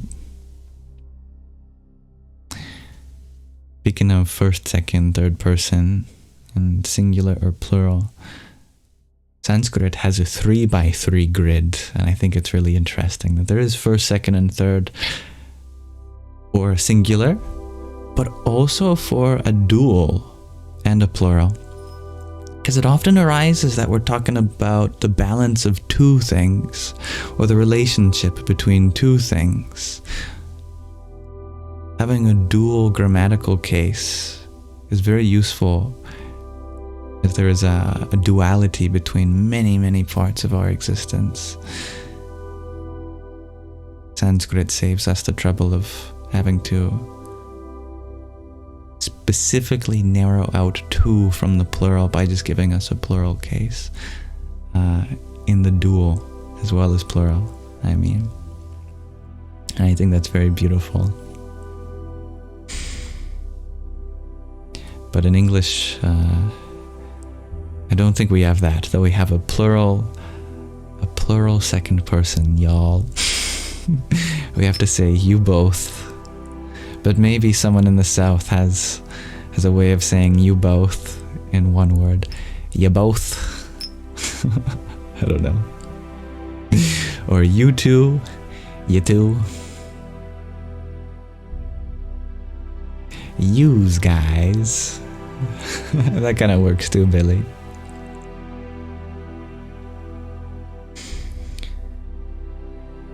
Riyanan, you're wondering, where have I learned Sanskrit?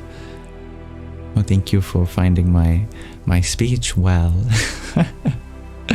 You know what's really funny about the way you described that as well spoken?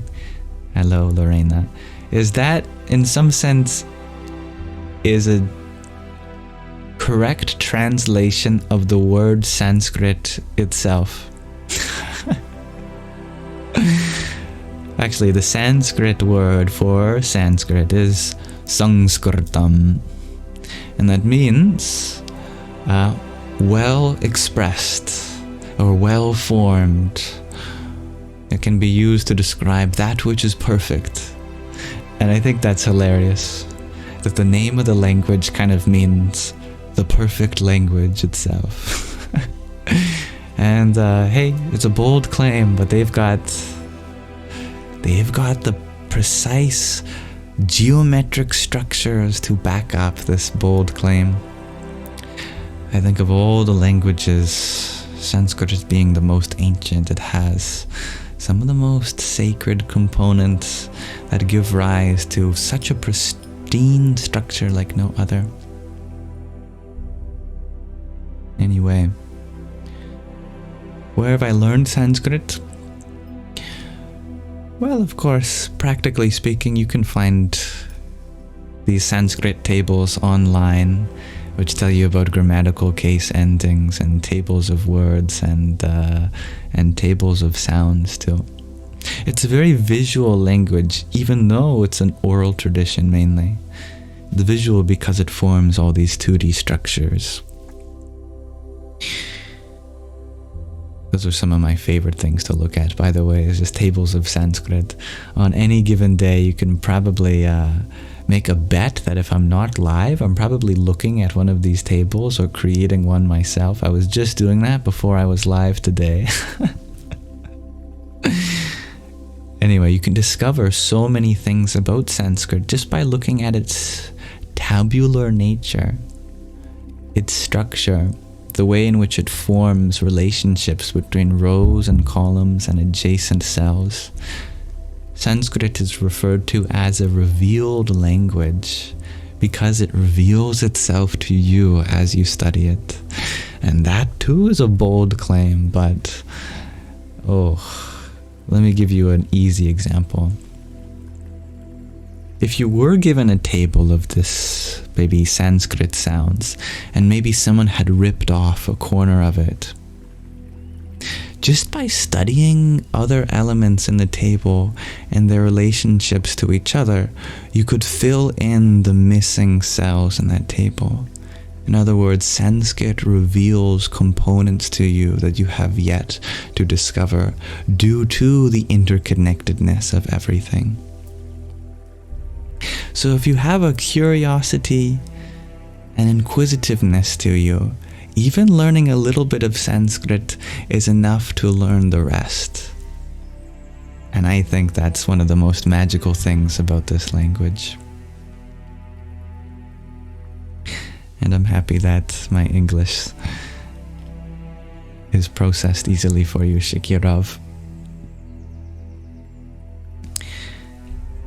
There are some wonderful questions that came in. Not the stand user, you're also familiar with the wheel of the Buddha, or whatever it's called, the wheel of Dharma. I think you're right. Where there's 8 phases in a cycle. Sounds like you're referring to the eightfold path. Turning the wheel of Dharma means embarking on the eightfold path, starting from the right view. And I'm actually unfamiliar of what the rest of the 8 limbs are, because it all follows from the right view. Just by having the right view is enough to get right action, right thought, right speech, right conduct, etc. It's very reminiscent of Patanjali's Ashtanga Yoga, his 8 limbs of yoga, that they all follow in sequence from each other.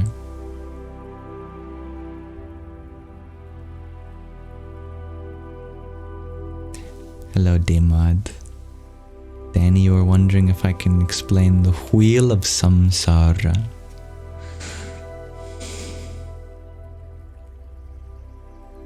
You could say that there's different layers of reality or different levels of consciousness, and most of us find ourselves bobbing like the waves in the ocean. We go into high levels of consciousness and then we drop into primal animalistic traits like greed and hunger and accumulation of resources. And then we find a steady place halfway in between at the earthly plane, and then go high into divine heavenly realms and back up and down, up and down. This is samsara, the cycle of births and deaths. And not just over the course of many lifetimes, but even in one lifetime, we are going from highs to lows.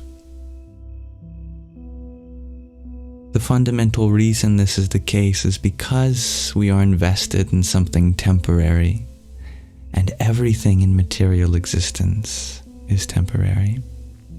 No matter what we go forth in search for, if it is material, like money, or even a relationship, or a house, or a job, or anything that exists in this world, at some point we have to part with them, often when we don't want to. And so we experience the joy of accumulating something, and then the grief of losing it. And then we find something new to hold on to, and we lose that. And we find ourselves going up and down in our mood, in our mind, in our consciousness. Thank you, artist. Spiritual path is ideally to take us beyond this pattern of old ways, which is so deeply ingrained. Try to find a kind of baseline that transcends all of these extremes of life, of pleasure and pain, of misery and joy, of hot and cold, of being rich and being poor, of being knowledgeable and being ignorant. We find a middle way, a path which takes us in between these two extremes and eventually beyond. Only then can we find the state of nirvana, the extinguishing of these flames of extremities.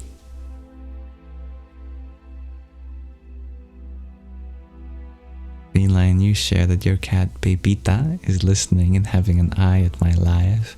Well, hello Pepita, or as I say in Meowese, hello Pepita.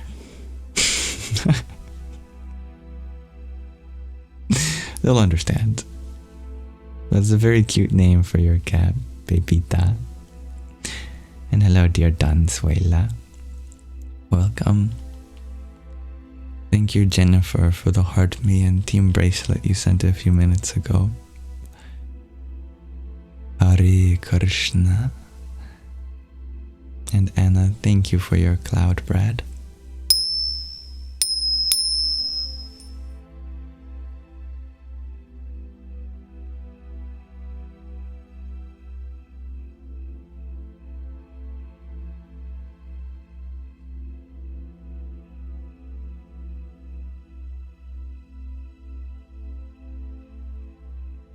I don't know if I said hi to you yet, dear Amber Angel Seed. Welcome again.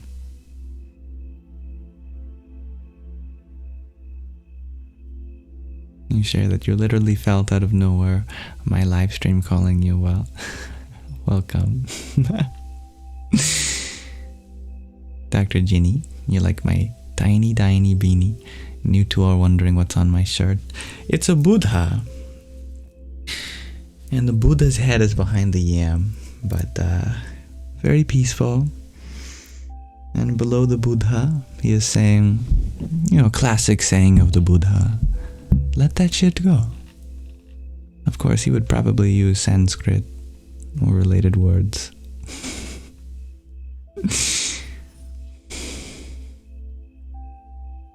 And Ragnhildur, you share that your cat Kasim was also drawn to the phone to listen to me.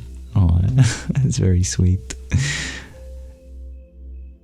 Since I've started to learn Sanskrit, which changes the way I understand sound, my cats have become extra affectionate. I think it's because some of the sounds sound like purrs, like the R. I think the first time I did that, ears went up on my little Sandy. He looked at me and he just closed his eyes in love and started purring himself. It's like, yes, it's time to purr. You can purr. Oh, good. Peaceful moment.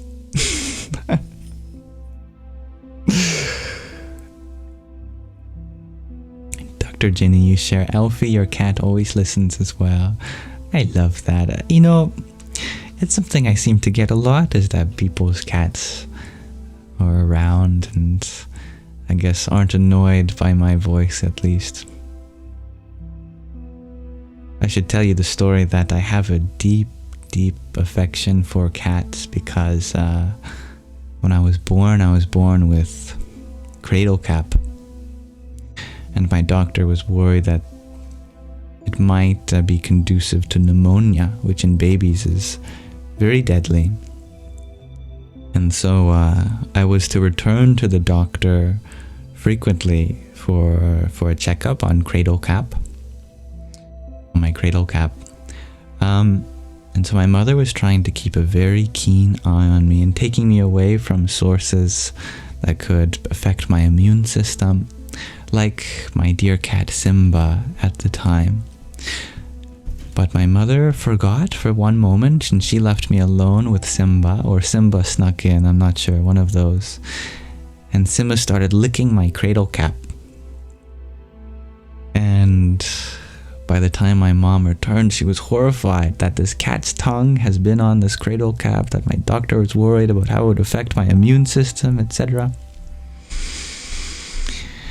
So she rushed to the next appointment, and the doctor was actually amazed that the cradle cap had resolved itself. And my mother was feeling so sorry, I'm so sorry, I should have been keeping more of an eye on my cat, and just please tell me my baby's gonna be alright. And the doctor said, actually, I think your cat has cured your son.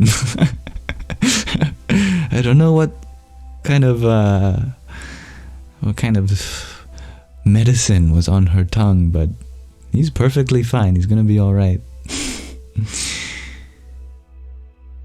And ever since then, my mother recognized a kind of maternal bond between that cat and me, and that cat definitely saw herself as my mother.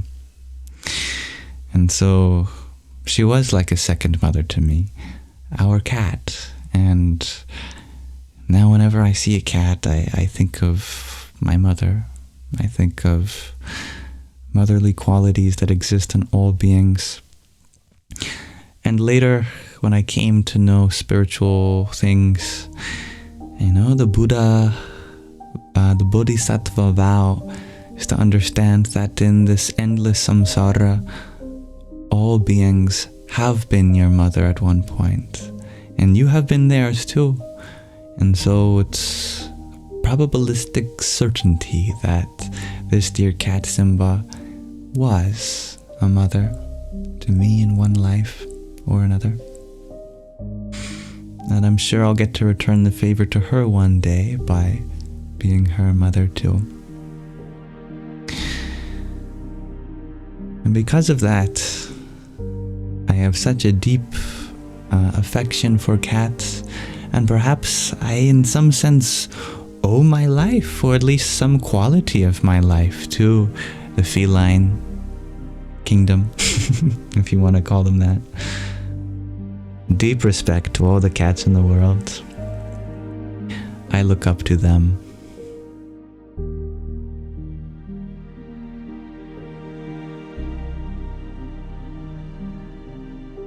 Thank you, Kent and Lisa, for the heart me you shared too. Hare Krishna. And Dr. Jenny, thank you for your quartet of roses. Om Gam Ganapataye Namaha.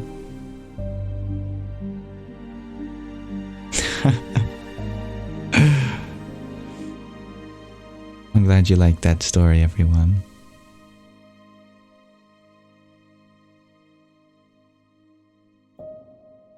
Not the stand user. You love tripping around cats and dogs because they know you are tripping. I could interpret that in two ways at least, and I think both ways are funny and accurate. Thank you, Babble Fishy, for your tiny. Yippee! Paper War, you're wondering, what is this live about? Truthfully, nothing in particular. Just an explorative space for us to uplift each other by relating on one another's experiences and finding the truths within our lives, regardless of our belief system, where we come from, and what we have experienced. Shikioro, if you were wondering if I've seen Naruto. Actually, no, I don't think I even had that channel growing up, but maybe I should watch it now. I'm like the Pied Piper of cats, shares Dr. Ginny. I love that. I like to think that I can make friends with any cat. Dear Billy, you asked, is there a good way for two people both struggling emotionally to offer support to each other? Now that is an excellent question. And let me tell you, from a place in my life where I wished I knew the answer, but actually it was a hard lesson for me to discover it. You see, not long ago I had a girlfriend, and both of us were struggling in our own ways. My anxiety had taken a toll on me, and I felt as though I was unable to be there for her. So I asked for some space and took several days just to work on my mental and physical health, since I had been going to the hospital and back for my anxiety, that I didn't feel like I was able to be there for her.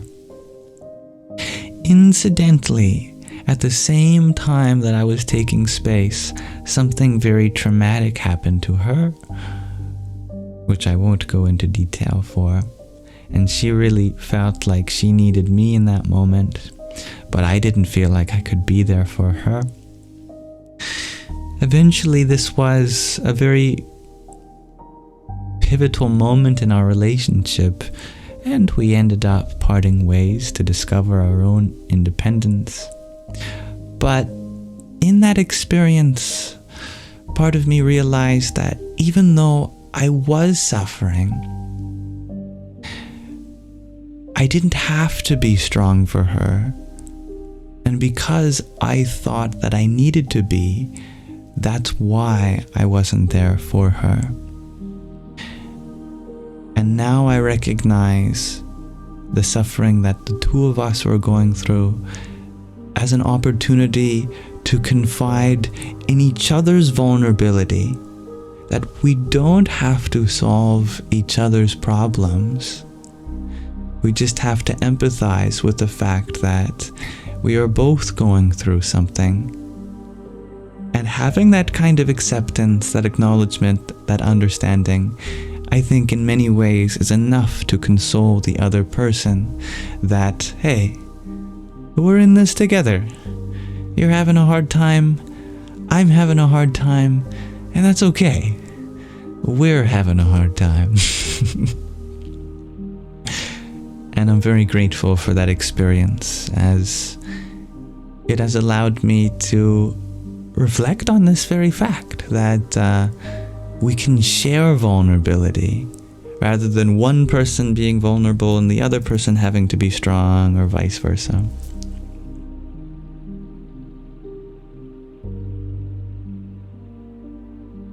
Adding to that, I will say that there's always room for professional help, that if what we're going through is something that we do need help with from another person and our partner is unable to provide, well, there are resources for that. There are therapists that have spent many years of their life in the pursuit of exactly that service to provide for others.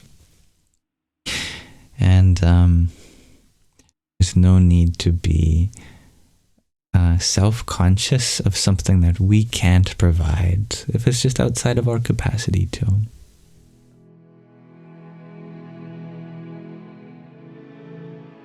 Amber, you can relate with that. You're really just looking for a body double and interconnection. Those are great words. That you don't need your boyfriend to heal you. That's a good way of putting it. You just need him to love you and be with you. You will heal on your own with spirit and with the flow of life. I love that. Yeah, you also asked how long ago that was for me. Within the last year. coming up on a year since, actually. Very close to that.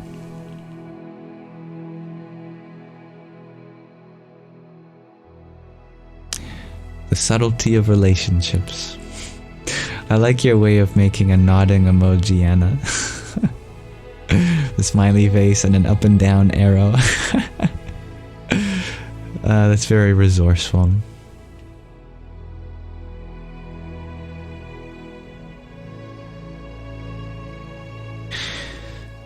Although it was a heartbreaking experience for everyone involved, I'm so grateful to have had such a learning experience, and relatively early in my life too. In some ways, I'm even grateful for having such a difficult childhood and adolescence emotionally. And I don't mean to compare the difficulties that I've had to other people, as we certainly have a diversity in the struggle around the world. But for me, that intensity of emotional challenges early in my life, relatively early, I think is an excellent fertile ground for a lot of growth later in my life too. And for that, I have to forgive myself. I have to find acceptance. Thank you, Gabriella, for the heart me you shared too. Hare Krishna. Good evening, Madonna. Welcome. And thank you for acknowledging that I have come a long way since then, Dr. Ginny. I feel I have as well. Melinda, you share that your ex is your neighbor. Learning a lot every day. I imagine so, and I'm happy that you can spin it in a positive light. Babblefishy, you are so grateful for your hardships too. They were a gift. If I'm not mistaken, there is an etymological connection between the word grace and being grateful. That if we are grateful, that means we recognize that what we've gone through is a kind of grace. And I think that is wonderful. Always a pleasant reminder, Amber. You cannot love in ways you have not been loved. And hello, Anazek. And Donsuela, you share that we wouldn't learn certain depths of grace and compassion without hardship, you believe. I wholeheartedly concur. Sadik, you're wondering what my current roadblock is. What do I want to learn to do better at next?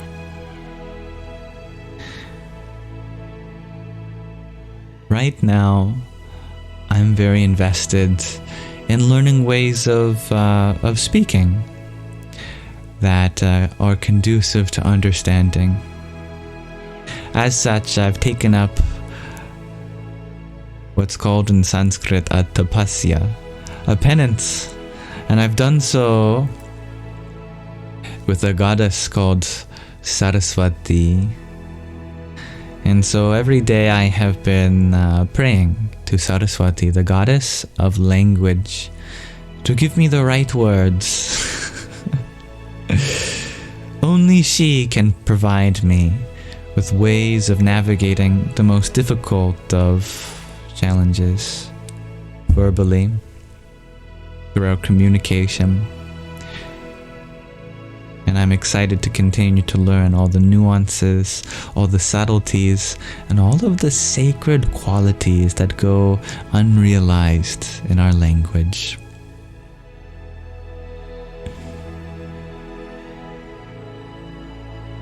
Amber, you ask, what is a penance? You actually don't know about this, but perhaps you are already doing that without knowing. That happens to you a lot. Yeah, it's not a perfect translation of what this word tapasya means, but it conveys this essence of being committed to growing from some place that you've historically made mistakes with before. And for me, in my life, because there is such a diversity of experiences that I'm learning to accommodate in these live streams, for example, I'm learning about ways in which I can better articulate myself and use words to empower, not to contradict, use words to convey love, not hate. The power of words is very real, and I've been doing some japa and some mantra creation of my own, studying the language of Sanskrit. It's very meta. Studying a language to put the right sounds and tones together, and then meditating on those sounds as an offering to the goddess of language, who in turn teaches me how to conduct myself with even more clarity, with even more mindful communication, and the cycle builds on itself in a positive loop. Thank you, Diana, for the heart me and team bracelet you've sent to. Om Aim Saraswatyai Namaha.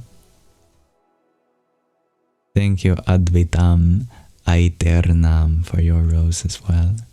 Not sure if I pronounced your lovely name right. And Anazak, thank you for your heart me. Hari Om Tat Sat. I would love to do my best to translate some of your intuitive mantras, dear Amber. Diana, you share Saraswati for you and your art, as well as all the embodiments she represents. Saraswati is multifaceted, but yet they all have the same underlying theme, don't they? She is the goddess of art, of language, of music, of knowledge, of speech. All of this bears in essence the ability to express divine truths through knowledge, through speech, through language, through music, through art. I just love her too. Beiko, you had asked, is it worth it to stay and wait for your partner to change into what you deserve? Nope. Simply put, it's beautiful that you see the potential in your partner, and you can motivate them, and you can empower them. But if your needs aren't being met, and you're just waiting for them to be, then not only do you deserve something that you might not get yet, you also deserve space from a place that perhaps may be crossing your boundaries, even though we see the goodness that's possible within them. So allow me to reiterate that yes, it's beautiful that you see what's possible in your partner, and you are a wonderful partner for that. At the same time, we cannot wait and just hope that this relationship is going to be healthier by decisions that they have to make. Maybe one day you can rekindle that ability, and I'm not saying you have to leave this person by any means either. You know, you can express these things to them, communicate with them that your needs aren't being met, which is the subtext that I'm assuming, by the way, just by your word choice of what you deserve.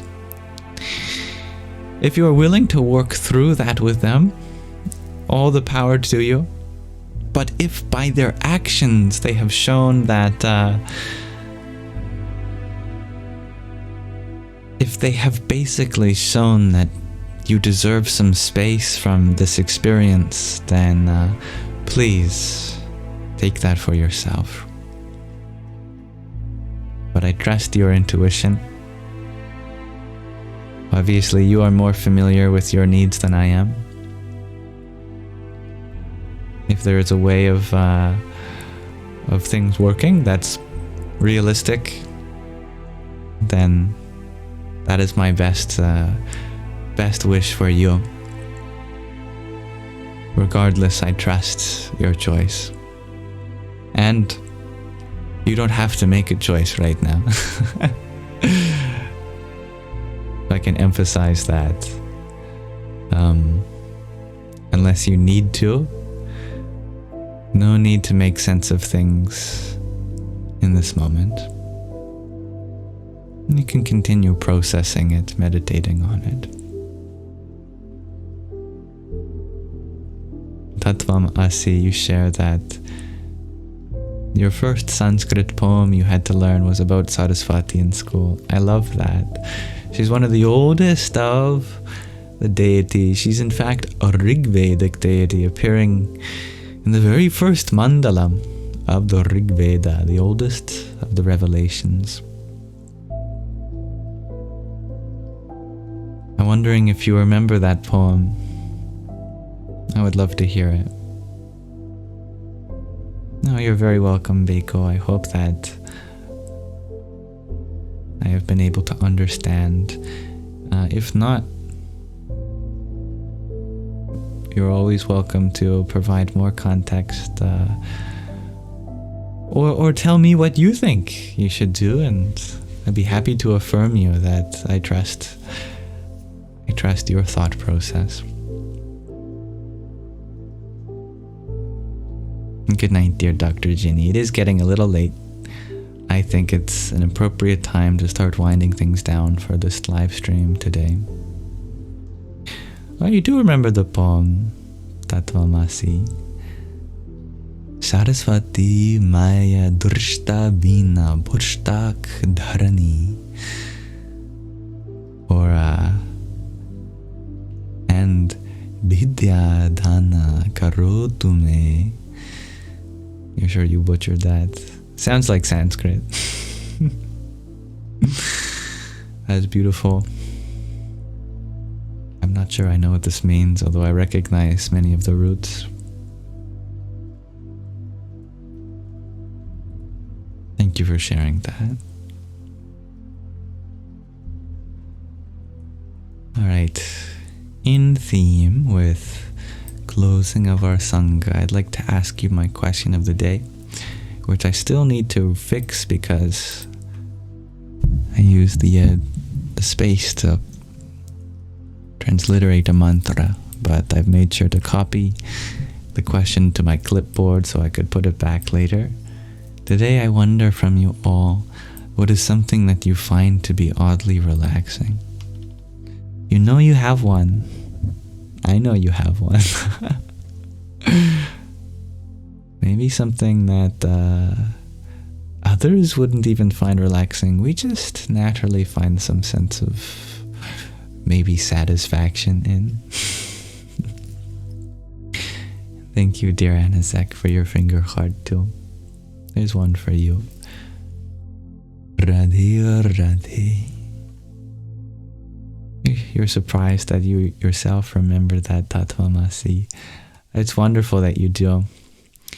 You give us a translation that Bina Pushtak Dharani. She who has a Bina on one hand and a book on the other. I love that. Yeah. A description of her appearance. I love those types of Sanskrit poems. I was really on point, shares Beiko. Oh, I'm happy to hear that. Feline, you watched my video on Yamsox itself. That's excellent. You really loved the especially crazy one. I'm happy you enjoyed that goofy video. Feline, you were also wondering what oddly means. Oddly is like unusual, maybe atypical, uncommon. All of these words to describe the absence of something maybe normal or standard, but instead something non-standard, something forget what the opposite of normal is. But I do wish to normalize these things too, don't get me wrong. Rhiannon, you share a candle on your bedside. On your bed? On bedside your bed. Jeez, well that would give me anxiety. Now just thinking about a candle on your bed. I hope it's on your bedside, next to your bed at least. But I do love candles. I find they're relaxing too. And Dr. Ginny, you share washing dishes. I like that. Yeah, that is sweet. Om Namo Bhagavate Vasudevaya, shares David. Melinda, you share listening to your sister play video games with your niece and nephews. That's so sweet. I love that. Diana, you share cleaning and nourishing your feet. That makes sense. Yeah. But feet are a little taboo for some reason. Thank you, dear Ron, for the heart me too. Om Namo Bhagavate Vasudevaya. Much love to you, dear Decipher. Skin picking, shares Anna. Yeah, that's a good one. Amber, you share watching the laundry in the laundry machine. Or the washing machine, I should say. I've never done that, I don't think. I don't think I've stared at it moving around, but yeah, I like that too. Bako, you find looking into people, into the eyes. I like that, into people's eyes. Yeah, some people are uncomfortable with that. I find that relaxing too. And while they talk, people you trust, that's beautiful. Austin, you share, as a non-binary male, you love playing with makeup. I'm so happy that you get to express yourself in that way. JV, you're wondering, how do I make anxiety go away? That's the secret. We can't make anxiety do anything. We can't make it come, we can't make it go. We can't make it stay. So we just have to find a way of finding value in the experience, almost surrendering to it. And ironically, oftentimes the moment that you fully accept anxiety, it leaves. It's like a bully that's no longer getting the satisfaction of getting a reaction out of you. What? You've accepted my presence and the words I have for you? I guess I'm gonna go bully some other guy then.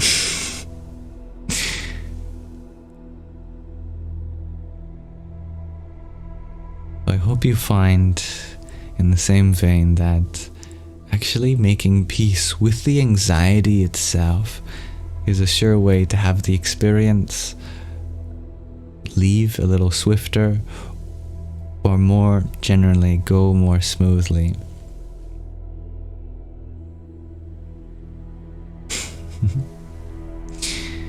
Don Suela, you answer the question of the day. Crinkling sounds.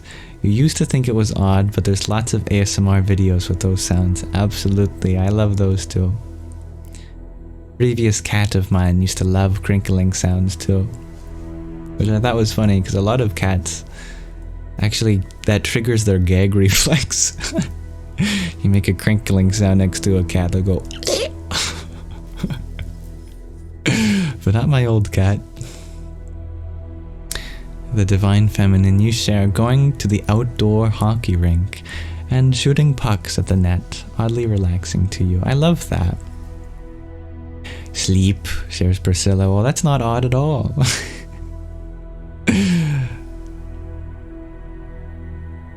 happy that sleep is a relaxing time for you. Diana, you love candles and smelling your incense. Me too. Smell is underrated, I think. And I'm glad you like my hair length and t-shirt combo, Ron. Yeah, my hair is covering the Buddha a little bit. Now it looks like I'm giving the Buddha an afro or something.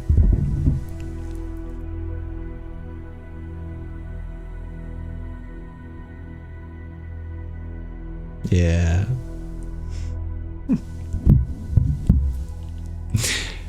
Rain shares desolate creature. Crickets at night shares Tattvam Asi. Okay, good. On your bedside shares the Uryanan. Glad it's not on your bed. Ajo, I don't know if I'm pronouncing it right, but you share writing. That you created a tabletop board game and you can fall into the creation of expansion of things. I love that. What a great world builder you are. I love that term.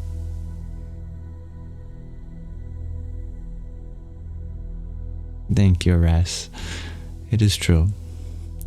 I'm very grateful that I do have many people in my life that remind me of the beauty that is expressed through me.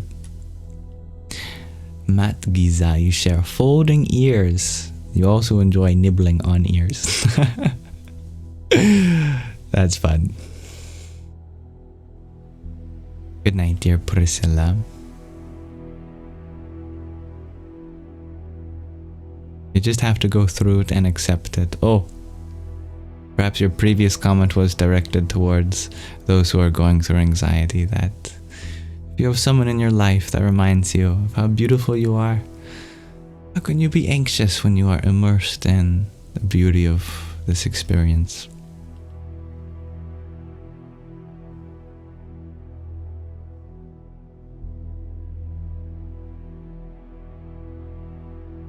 Amber, you share that you found that you experience anxiety due to worrying about the future.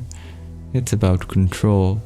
Then the anxiety makes the feeling more intense by becoming physical as well as mental. Absolutely.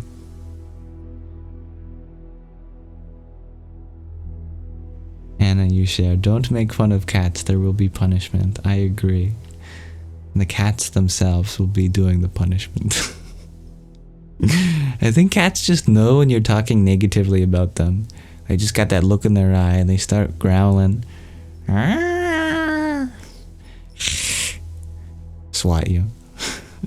You must speak only beautiful things about me.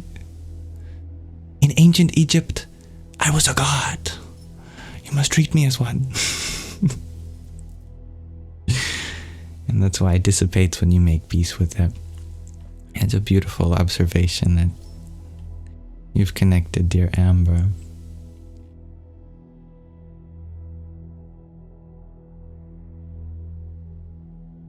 But I have a ponytail next stream, asks not the stand user. We'll see.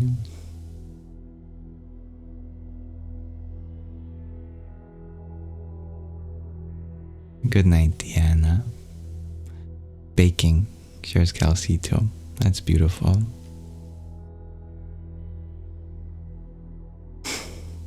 It is true, Greenhorn. I do go live very frequently. Every day.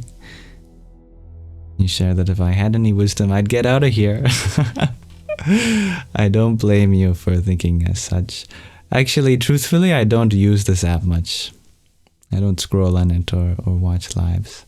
But I don't believe it's what we use that gives rise to peace or not. It's how we use it. And I know there's a lot of people on here that go through similar experiences to me. And in any way in which I am able to bridge that gap of experience, oh, that's my duty. In the times in which I have felt the lowest in my life, it dawned on me how important it is to take care of those who are going through similar misfortune. For me, it was anxiety. It was a confliction about a sense of self and my purpose in life. So in any way in which I can affirm those who are going through such things, I will continue to go live every day that I can, as long as there is someone who may benefit from this. Even if it's one person per live, I will spend hours of each day doing so.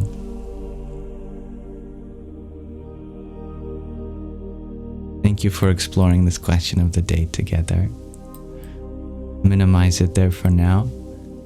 Thank you, Ron, for your heart me too. Radhe Radhe. And JV, thank you for your finger heart too. Here's one for you. All my best wishes for you and your anxiety. I know it will be a beautiful journey.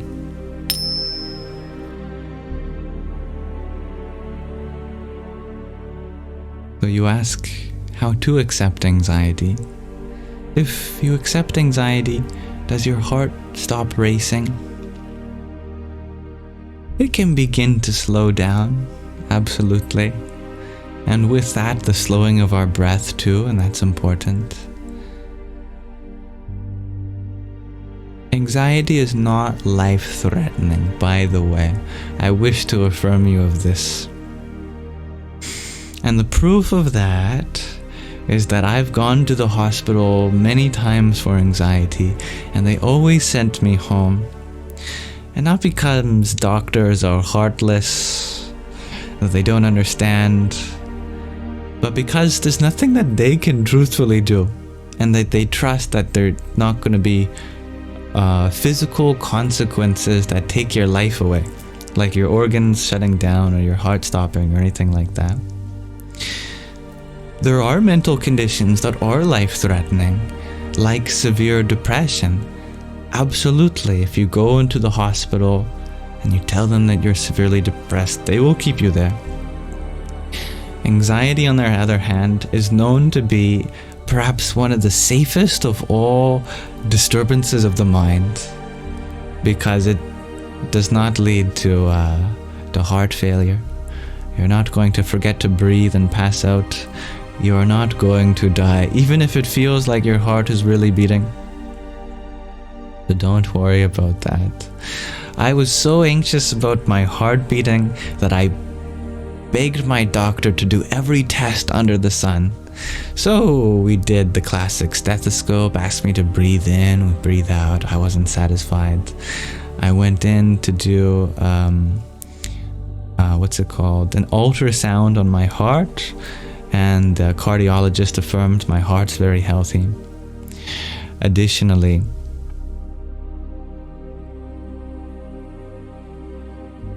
that is true, Kier, that constant physical stress from anxiety can definitely be harmful, but we have to be careful of who we're speaking to in this moment. If we are speaking to someone with anxiety, it's only going to increase their anxiety by telling them this. You understand? So I would never tell someone with anxiety this. But yes, I went into the doctor, we did an ultrasound on my heart. Said your heart is perfectly fine. Additionally, they hooked me up to an ECG, and in that ECG, we measured my heart rate for the whole 24 hours, and I wrote down the times in which I was feeling anxious, as if I had a rhythm that was going to stop my heart or something.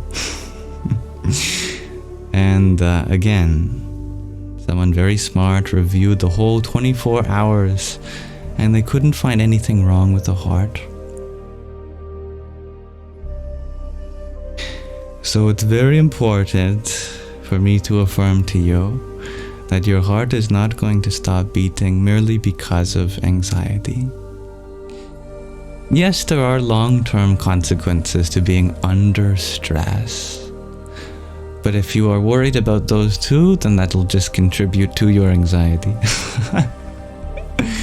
So, in the short term, you're not in any danger, and it will always pass. Yeah. The question was how to accept one's anxiety.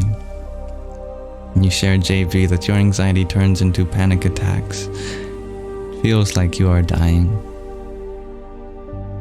It's the feeling itself that is the most difficult, but you are not actually going through the process of death. Maybe metaphorically, we are going through a transition where it feels like we are coming to terms with losing a sense of self. And that's natural. On the spiritual path, it's only going to be a commonality that we question our sense of self. It's a part of it. It's called Atma Vicharya in Sanskrit, self-inquiry. And often it leads to very difficult questions on how we can find purpose, on our reality, what it means to us, and how we can proceed with all of the things we're experiencing in life. But although there are many people that go through anxiety, so many of those have seen the other side of that. And they all say something similar about how important it is to go through the experience of anxiety itself. That experience of anxiety can lead you to the most beautiful truths if you let it, as it's not your enemy. Thank you, dear JV, for the hand hearts you've shared, Joe. And your pair of finger hearts. Trio of finger hearts, actually. Radhe Radhe. That is an example of self-inquiry, be still meditation. Who is the I? Who is talking? Who is going through the anxiety? But ironically, those kinds of questions seem to intensify the anxiety for me. As I was going down the path of non-duality at the time, Advaita Vedanta, from which these questions arise, I was getting very lost in the question of the nature of my Atma, my true self, as it pertains to Brahman, the ultimate reality, and whether this experience is mithya, transient, or maya, illusory, of material nature. I think a big step for me in my experience of anxiety is realizing that, especially if you're on the path of Advaita Vedanta, you don't have to torture yourself with these questions. That kind of inquiry, where we deny our experience and put it into question, it's a form of something called Neo-Advaita, which is Advaita Vedanta without the Vedanta part, without the slow methodological approach to alleviating the suffering by coming into contact with higher knowledge of the nature of ourself. And with that, I've learned that no true teacher of Advaita Vedanta ever wants you to go through an experience of anxiety, never wants you to put your experience of this material reality into question. You never have to wonder about whether this is an illusion or not. It's real. The illusion is depending on it, defining yourself by that, as if there's something in this world that you need, when it's the other way around. That you are here because you need to express yourself to the world. This world, this Maya, this material existence is what provides you the space in order to express the divine truths within. Be affirmed in that. There is nothing wrong with your experience. Thank you, dear alien, for your heart me and little crown too. Ariom Tatsat. And dear Ron, thank you for your 12 finger hearts that you shared earlier. Hare Krishna. Thank you for understanding. Be still meditation. JV, thank you for your finger heart and hand heart as well. Om Namah Shakti Shivaya. Here you can relate that anxiety is pretty much ruining your life at the moment, in your words, but had a good reading yesterday, which is promising different. Gonna try to feed that. I'm happy that there is some light during this darkness for you. I would be aware that how we speak of our anxiety gives it the power to either affect our well-being or not. If we refer to our anxiety as something that is ruining our life, for example, then we give it the power to do so. But there are ways of expressing this in a way that return that power back to oneself. We can say that anxiety is one of the biggest challenges in my life right now, and doing so has caused me to, or undergoing such has caused me to redirect a lot of attention to some of my base values, and I am unable to fulfill responsibilities that assumed I wasn't going through that. I think words like these rephrase the experience in terms of a valid experience that you're going through at this time, and that's okay. And hello, dear Gaia. Greetings, spiritual vibes.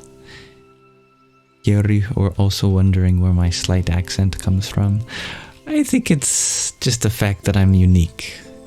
I'm neurodivergent, I'm Canadian, I like to watch videos from people all around the world. I'm sure all of those things have a role in the way I speak. Growing up as well, my father was always very clear on enunciation and pronunciation and proper diction. He'd always say it like that. He wasn't posh or anything. He's Canadian like me, but I really respect the ability to sound out words clearly. I think it's really helpful for those who might struggle to follow along otherwise.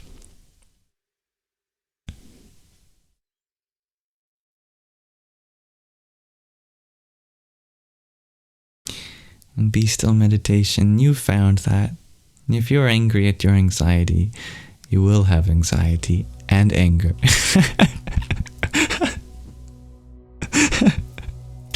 What a great way of putting that. Oh, that sounds like it could be a Buddhist koan. When feeling anxious, if you become angry at it, you will then feel not just anxious, but also angry too. Period. That's funny. Here you share that you're furious at your anxiety. Maybe that is the issue. It's good to be mindful of our own reaction to the sensation itself. And it's a good experiment. Just try it. Imagine relaxing into your anxiety. And now that's the opposite of what your anxiety would tell you to do. But it's a little miraculous. Relaxing into the anxiety itself. Mind you, I don't mean to imply pretending to be relaxed or pretending that you're not anxious. You fully realize that you are absolutely anxious in this moment. Oh, I'm so anxious. Wow. most anxious I've ever been. Kind of relaxing. It almost confuses the anxiety itself. Like, what? This wasn't the reaction I was trying to get out of you.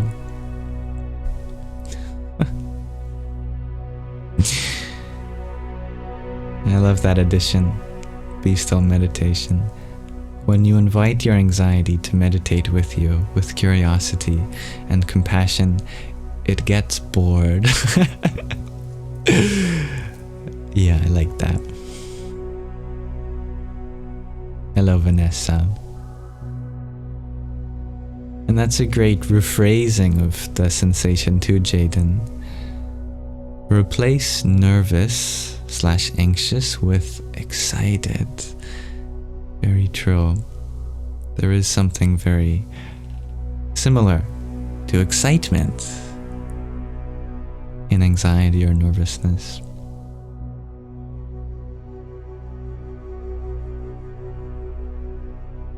It's a very interesting question. Avesteros. I don't think I'm familiar with that. And hello, Deleni.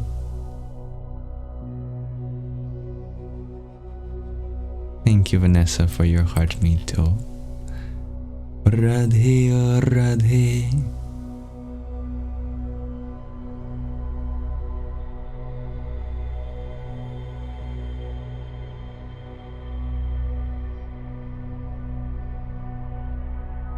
Alright. I would like to do two more things as we've been exploring a question of the day that has since subsided many minutes ago, but I'd like to read another section from this book with you. And then I would like to do a short meditation together.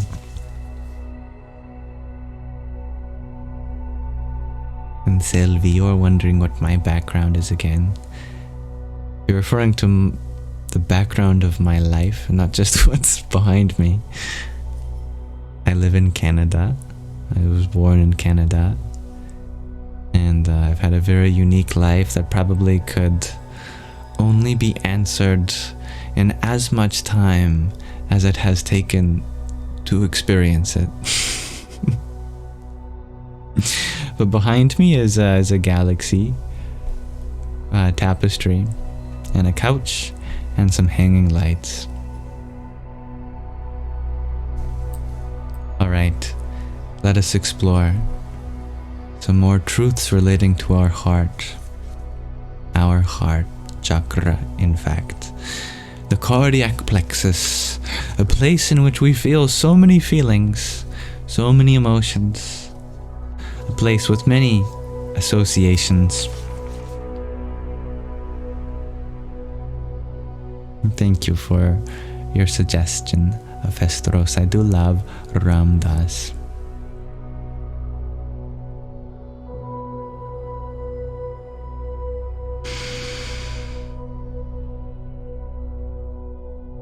Open the door of your heart so wide that the divine has no chance of passing by. To those who have such pure love for them, that formless divinity, the divine will certainly come one day. Little story for you. One time, when the wife of Sri Tulsi Das, who was a great poet, was staying with her parents, a sudden insurmountable longing for her came over Tulsi Das. Oh, I know the story. This is funny. Even though it was in the middle of the night and a thunderstorm was raging, he set out immediately with no thought for the rigors of the journey. When he arrived, absolutely exhausted and drenched, she uttered a sentence to her beloved that would alter his whole life in one stroke. If you had directed the power and love that it took you to reach me, that it took for you to reach me, instead towards God, the Almighty, you would have attained realization a long time ago. I love that. This poor man, middle of the night, goes out of his way through the pouring rain, and I believe the full story has him swimming over a river and maybe navigating some animals in the forest or something, but it's one hell of a journey. He gets there, and instead of saying, "Oh, my dear hero who has come so far to be in my presence," she says, "If you had directed the power and love that it took for you to reach me towards God, you would have attained realization a long time ago."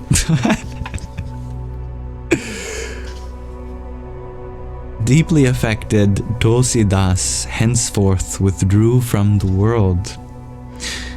He actually took it really positively, meditated and devoted his whole life to the divine. He attained God realization, and whilst in a state of divine consciousness, wrote his greatest work, the Ramayana, which is still recited today as one of the greatest epics, and many bhajans, devotional songs, showing people the way to true love and to the divine. Bhaktas, devotees, seek a form of the divine to whom they can pray and direct their faith and devotion as the focal point for their love. Bhaktas are not content with the concept that God is simply everywhere. No, they wish to see Him with their own eyes. And God the Almighty, who is love itself, fulfills the desire of His bhaktas, His devotees, when He takes on a human form and incarnates on earth. In the Sri Vignan Deep Gita, Mahaprabhuji said, I'm going to try to sing this again. The elements are invisible and exist everywhere within the universe, but to achieve anything they must take on a form. Very short verse. We can use the element of fire as an example. Fire slumbers invisibly in everything. But with this so-called dormant fire, we can neither heat nor cook. It is only when it becomes visible and alive in the form of flames that it is effective and useful. And this is how it is with Nirguna and Saguna God, in the formless aspect of the divine and in the formful aspect. Nirguna God is, in fact, present everywhere, but we are unable to approach Him or reach Him. How then can a prayer be effective if we speak aimlessly into nothing? Who can we turn to for help and advice about the problems that we will inevitably encounter on our spiritual path but are unable to resolve? This is why we need the personal guidance of a Saguna form of God, particularly in Kundalini Yoga, as it's a yoga which gives rise to a lot of energy. It's good to direct that excess energy to a focal point of love. And more importantly, we need an object to which the love within the heart can flow. Otherwise, the Kundalini Shakti remains blocked within the heart and our development is hindered. A doctor can only heal while they are alive. Royalty only has power for as long as they live. Therefore, a living master is also indispensable in transmitting the wisdom that is passed from master to master according to ancient tradition.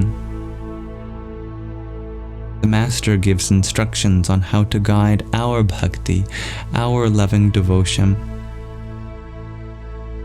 in prayer, mantra, and meditation. Occasionally, however, there are exceptions. Through the power of intense longing and ardent prayer, a God-realized soul or a divine incarnation can appear to us in astral form and give the spiritual guidance for which we crave. And this is in our continuing discussion on the 3 kinds of love. We've been talking about the 2nd kind since we started reading. The 3rd kind of love is all-encompassing divine love. God is love, and love is God. Divine love has brought into life countless forms, and divine love sustains and guides them on their journey through the universe. The divine self is manifested and reflected in the innumerable beings of its creation, and so all may again finally unite with it. We'll continue our discussion of divine love and the nature of the Anahata Chakra, the heart center, next time. Thank you for listening. We'll pause our reading there for now and invite you all to our final section of our live where we may do a closing meditation. Thank you, Mermander, for your heart. Me and cheer you up. Ariom Tat Sat. And Vanessa, thank you for your finger heart too. I wanted to ask you, dear Mermander, how Fish is doing. Your wonderful cat, named after something that they love.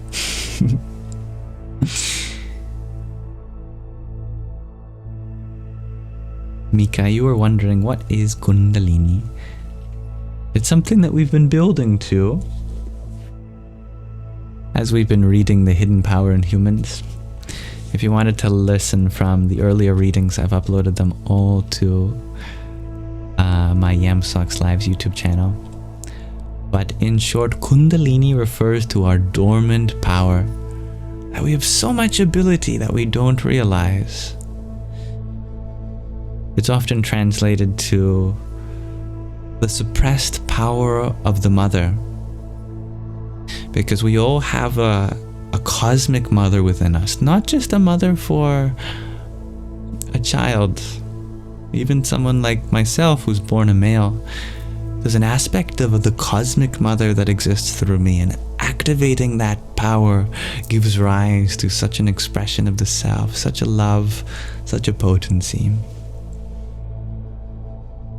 Sylvie, you sent me a finger heart too. Here's one for you too. Thank you. Thank you, 2:57 p.m., 2:57 p.m. for your rose. Radhe, Radhe.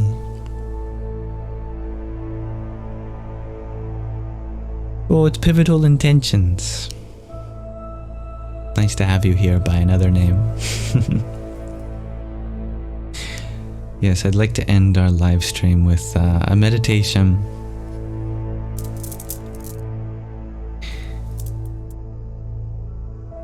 We'll use the mala on my wrist as our timer. Malas have been historically used as a timer for meditation. Malas should have exactly 108 beads, including the Guru bead. The Guru bead tells us where to start, and as we go through the beads, it'll tell us where to stop too when we come to a bead that feels different. Some materials of malas have different purposes, and that's exactly right, Sylvie. A rosary is the English term, probably, for it. it's one of the most universal traditions of all the religions of the world. I believe the Christians or the Catholics, they do the Hail Marys on rosary beads. The Buddhists do their Om Mani Padme Hums on seeds of the Bodhi tree. And the Hindus have many different materials like Rudraksha beads as well. I forget what the Sikhs use, what the Muslims use, but yeah, it's something very universal in religion. Period of chanting. Anyway, allow me to record this for anyone who wishes to meditate with us in the future. The material of the mantra, the mala that we're going to chant a mantra on today is quartz crystal. And obviously quartz crystal can be very clear, since it's the same molecular structure as glass, and that represents clarity and wisdom and understanding. So this mala is often used for meditation on a form of the divine known as Saraswati, which is very ancient. It is said that she is the universal goddess of knowledge, of speech, of communication more generally, of music, of art, I think maybe even dance. All ways of expressions of divine truth. So today, let's do a mantra dedicated to her. We'll do her bija mantra. Om Aim Saraswatyai Namaha. And I will put it up on screen. Just allow me a few moments to type it.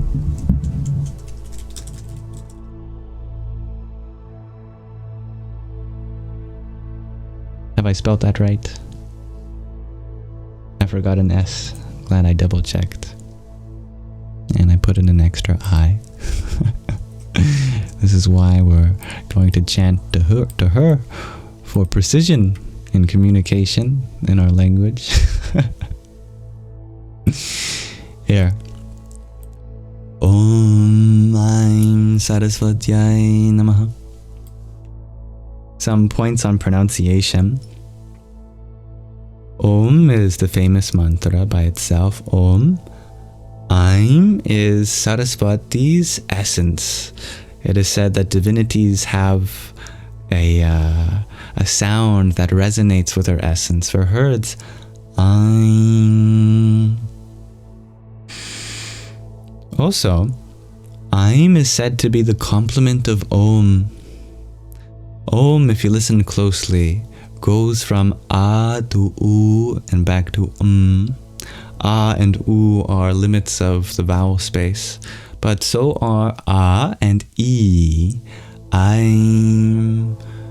So although Om is more common, Aim refers to an equivalent kind of flow of energy or meaning.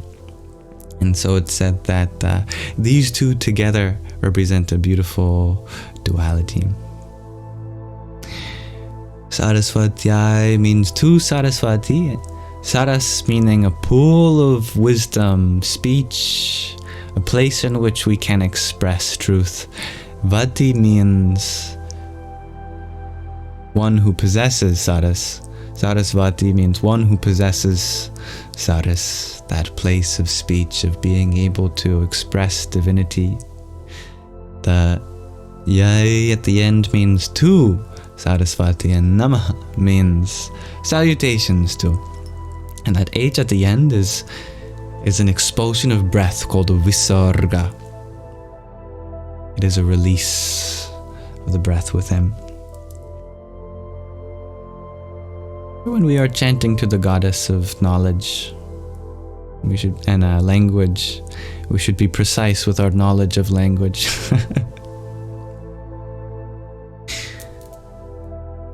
Without further ado, we'll do one round on this mala.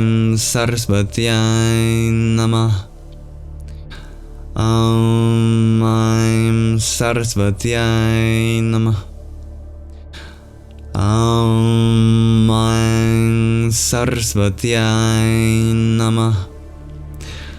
I'm Saraswatyai Namah. I'm Saraswatyai Namah. I'm Saraswatyai Namah.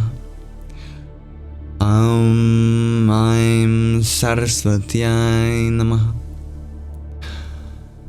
I'm Saraswatyai Namah. I'm Saraswatyai Namah. I'm Saraswatyai Namah. I'm Saraswatyai Namah. I'm Saraswatyai Namah. I'm Saraswatyai Namah.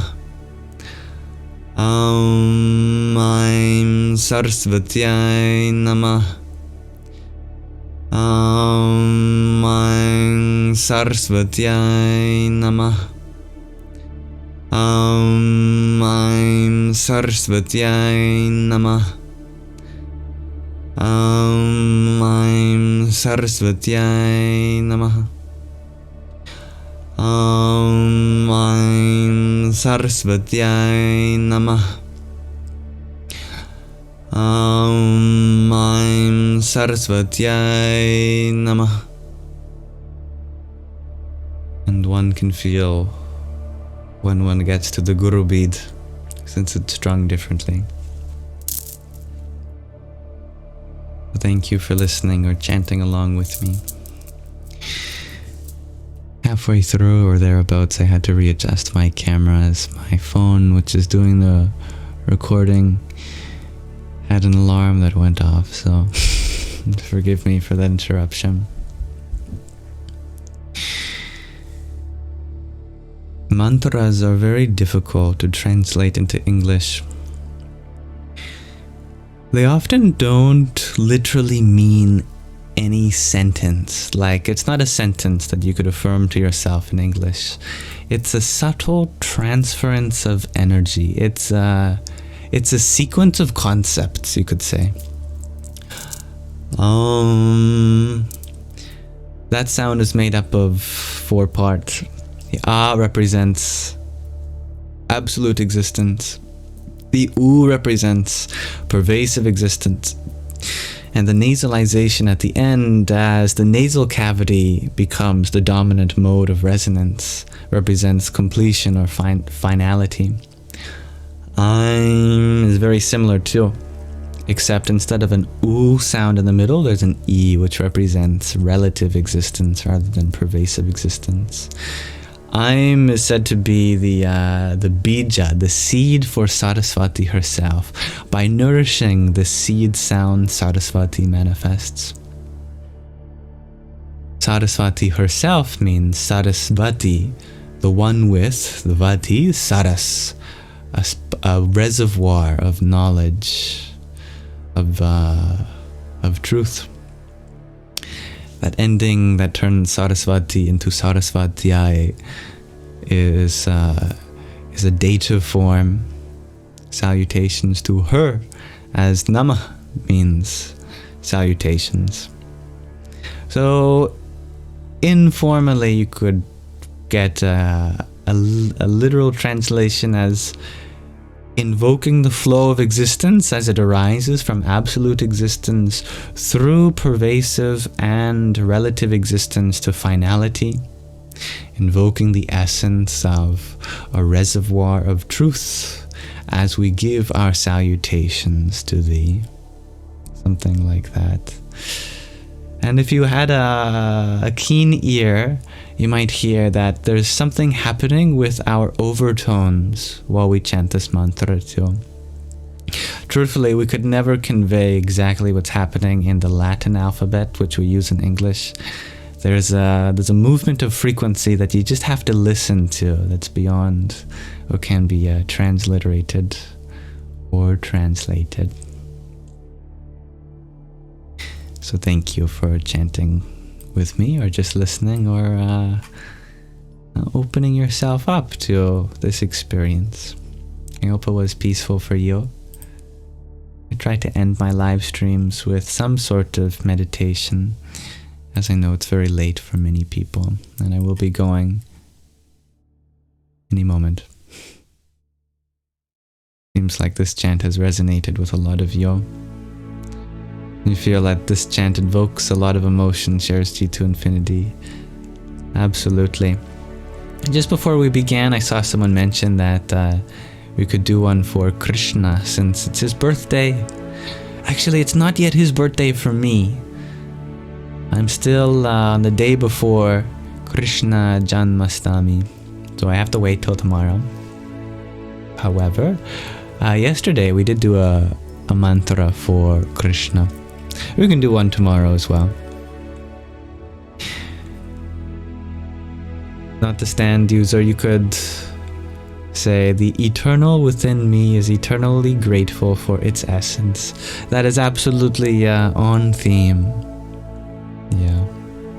And that's right, I don't think I mentioned that the fourth part of Om is simply the pause at the end. As I think Om is sometimes referred to as the Chatur Khanda, the one with 4 parts. Same applies for Aim too.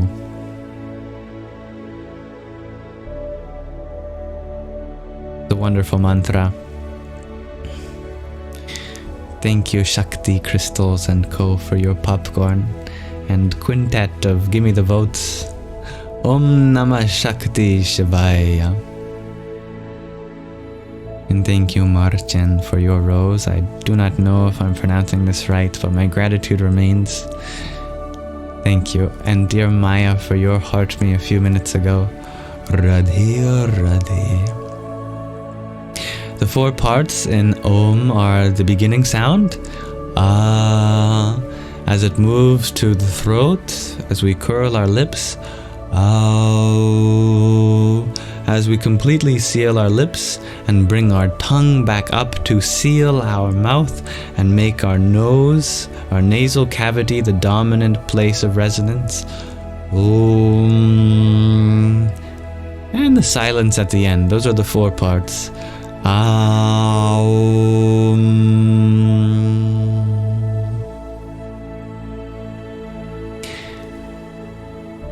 And they have deep meanings in Sanskrit, since each sound, each vowel, each consonant is associated with a subtle meaning.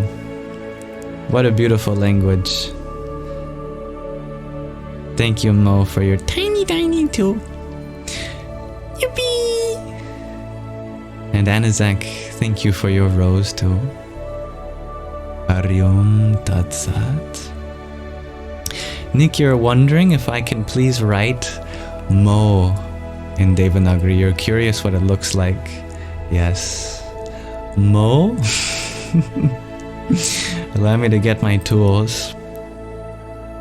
In Sanskrit, Mo would look like this. This is the letter M, and I remind you, it's a different M than the one in the word Om. There actually isn't an M sound in Om. There's something called an Anuswara that can only appear at the end of a sound, never the beginning. So we're referring to a different sound by swapping the English letters O and M. This is just something different entirely, rather than a reversal. But in Devanagari, you would write Om like this, or Mo, rather. The symbol at the beginning.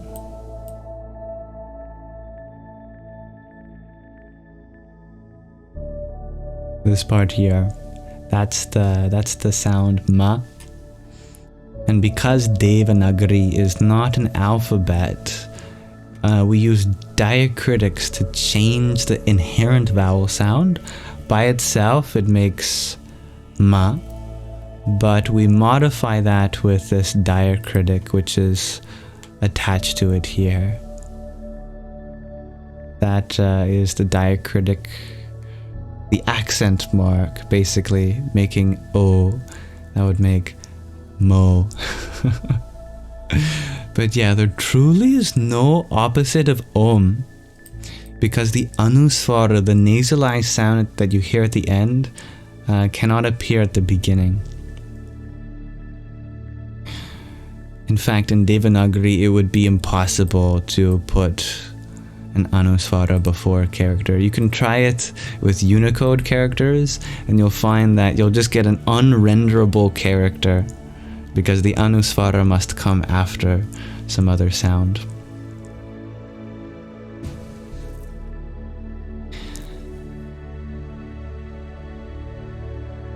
Time would have to reverse for that. Yeah, exactly. Thank you, Nick, for your applause. Here's some claps for you too.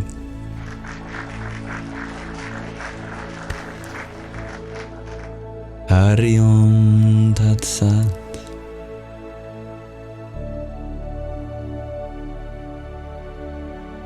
Thank you for your presence, everyone. I will be closing this live stream any minute now. So goodbye. I will upload the readings that we've done today and the meditation to my Yamsox Live's YouTube channel.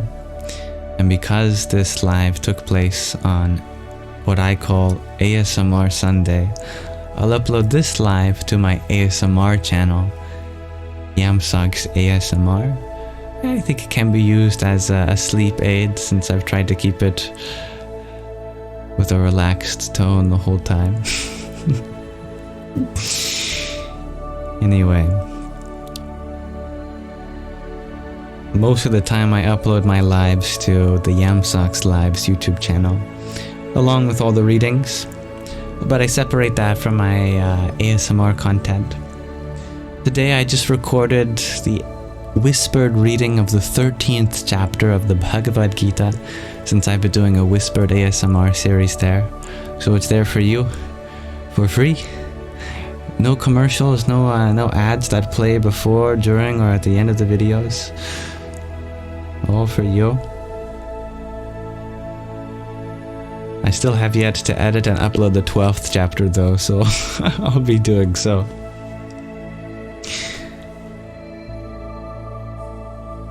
Thank you, dear Gaia, for your trio of roses too. Om Gam Ganapataye Namah. Namaste, Anasek. Thank you, Tatvamasi, for your trio of roses.